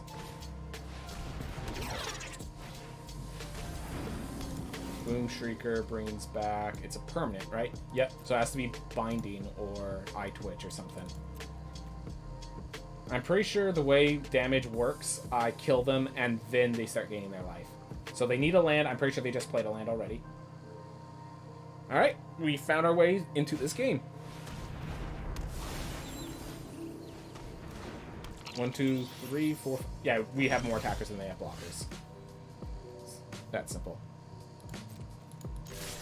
No need to do anything fancy.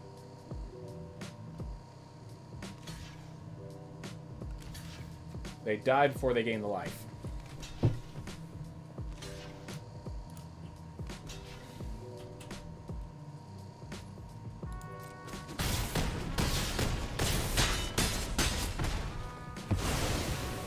Whew. Alright, I think that's 2-2 now. So it's the question of this next game decides whether we're winning record or not. One of our losses was me making a mistake. One of our losses was bad lands. In both of our wins, we managed to get the combo off. So it is pretty valuable to know the combo is somewhat consistent. In a controlling deck, it seems like playing Inventive Iteration is not too bad of an issue. It's a 4 mana, but it does interact with the board.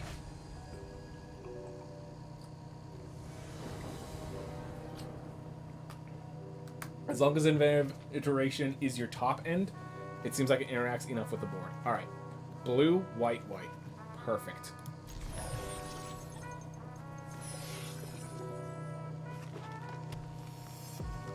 Alright, another black-green. The Duress, the Inventive Iteration. So the Inventive Iteration is safe because it's doubled up. Divine Purge is not. If they take the Divine Purge, that tells us a lot about what deck we're facing. If they divide by 0, where we know the Divine Purge is not very important. Alright, we learned that they're a discard deck, and they have plenty more discards where that came from.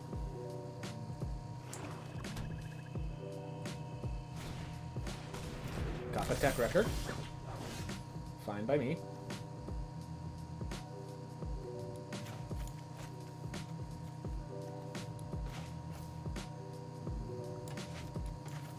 I'm going to play that to hide some information, but it will just be revealed next turn, I think.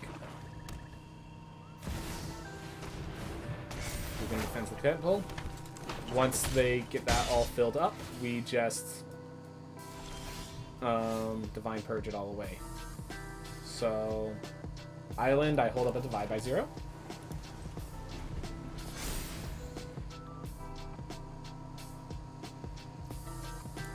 Fine, by me.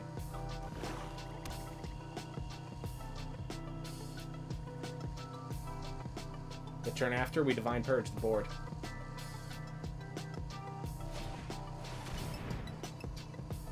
Alright.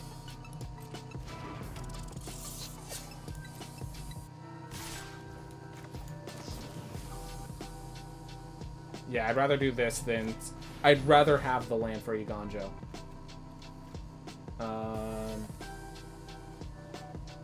Environmental Sciences seems pretty nice. I mean, they know we have a Divine Purge. They know we have a Divine Purge.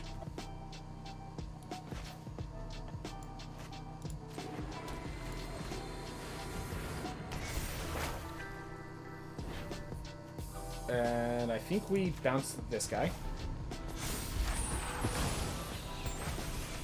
They want to play a creature and do all this again. And we just Divine Purge.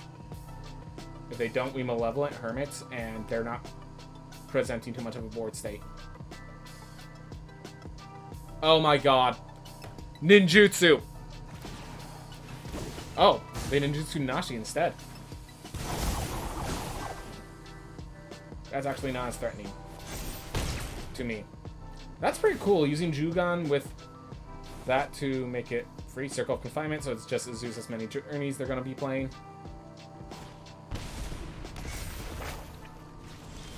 Alright.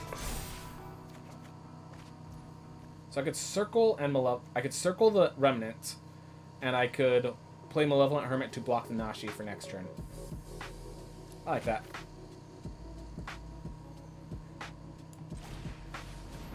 Yeah, this is going to be providing a ton of value along the way.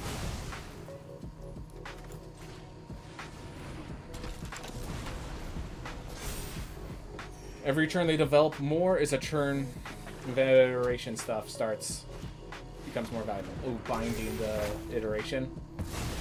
Oh! Okay. I am good with that.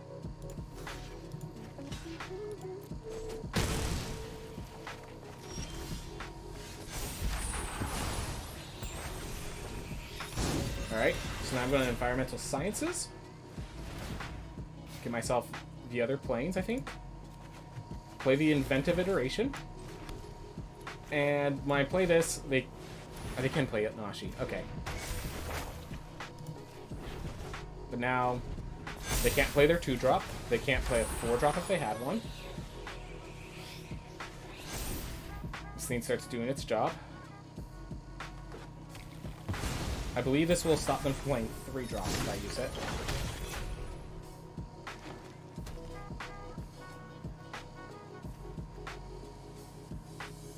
I just realized if they want to play into the board, Divine Purge will just wreck them. And I'm happy to wreck them and let them not have a Jugan. Like, we know their entire hand now. And that's very important information to have.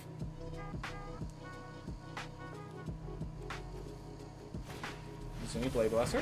Okay. And if they Nashi here, we Divine Purge, and we're in a great spot.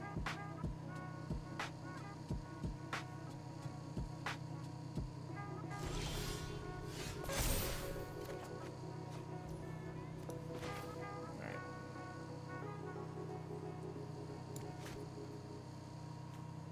I don't know if this is 0 mana or 3 mana. I'm going to attack with it to be safe.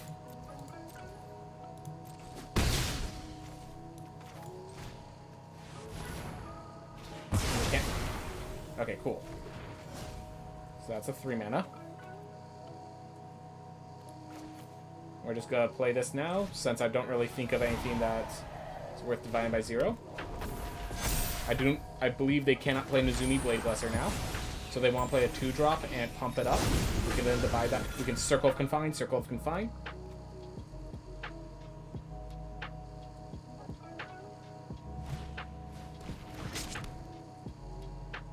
Okay.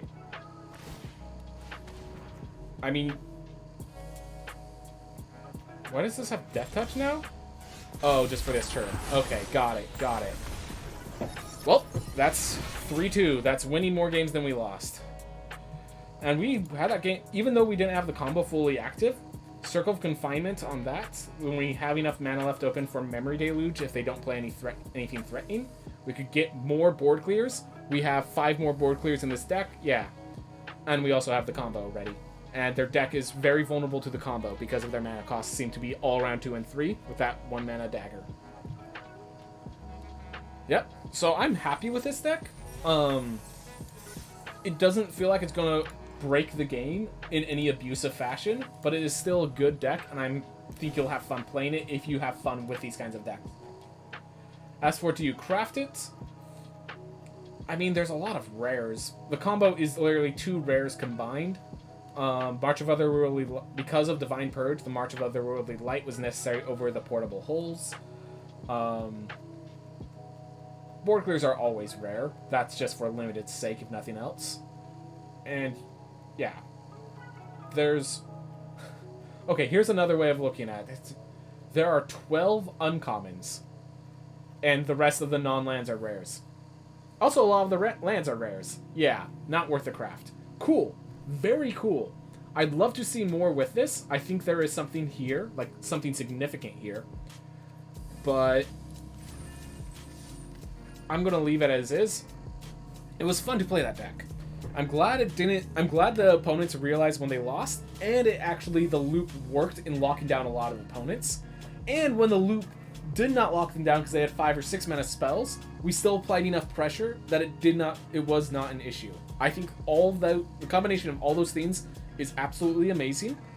We do need to let them know that apparently werewolves don't flip if they're drafted. I think that's just a bug. Conjured cards are supposed to be the cards themselves. So we'll just, once that's addressed, this I think will be a fantastic deck. Everyone, thank you so much for watching. I hope you all have a wonderful day.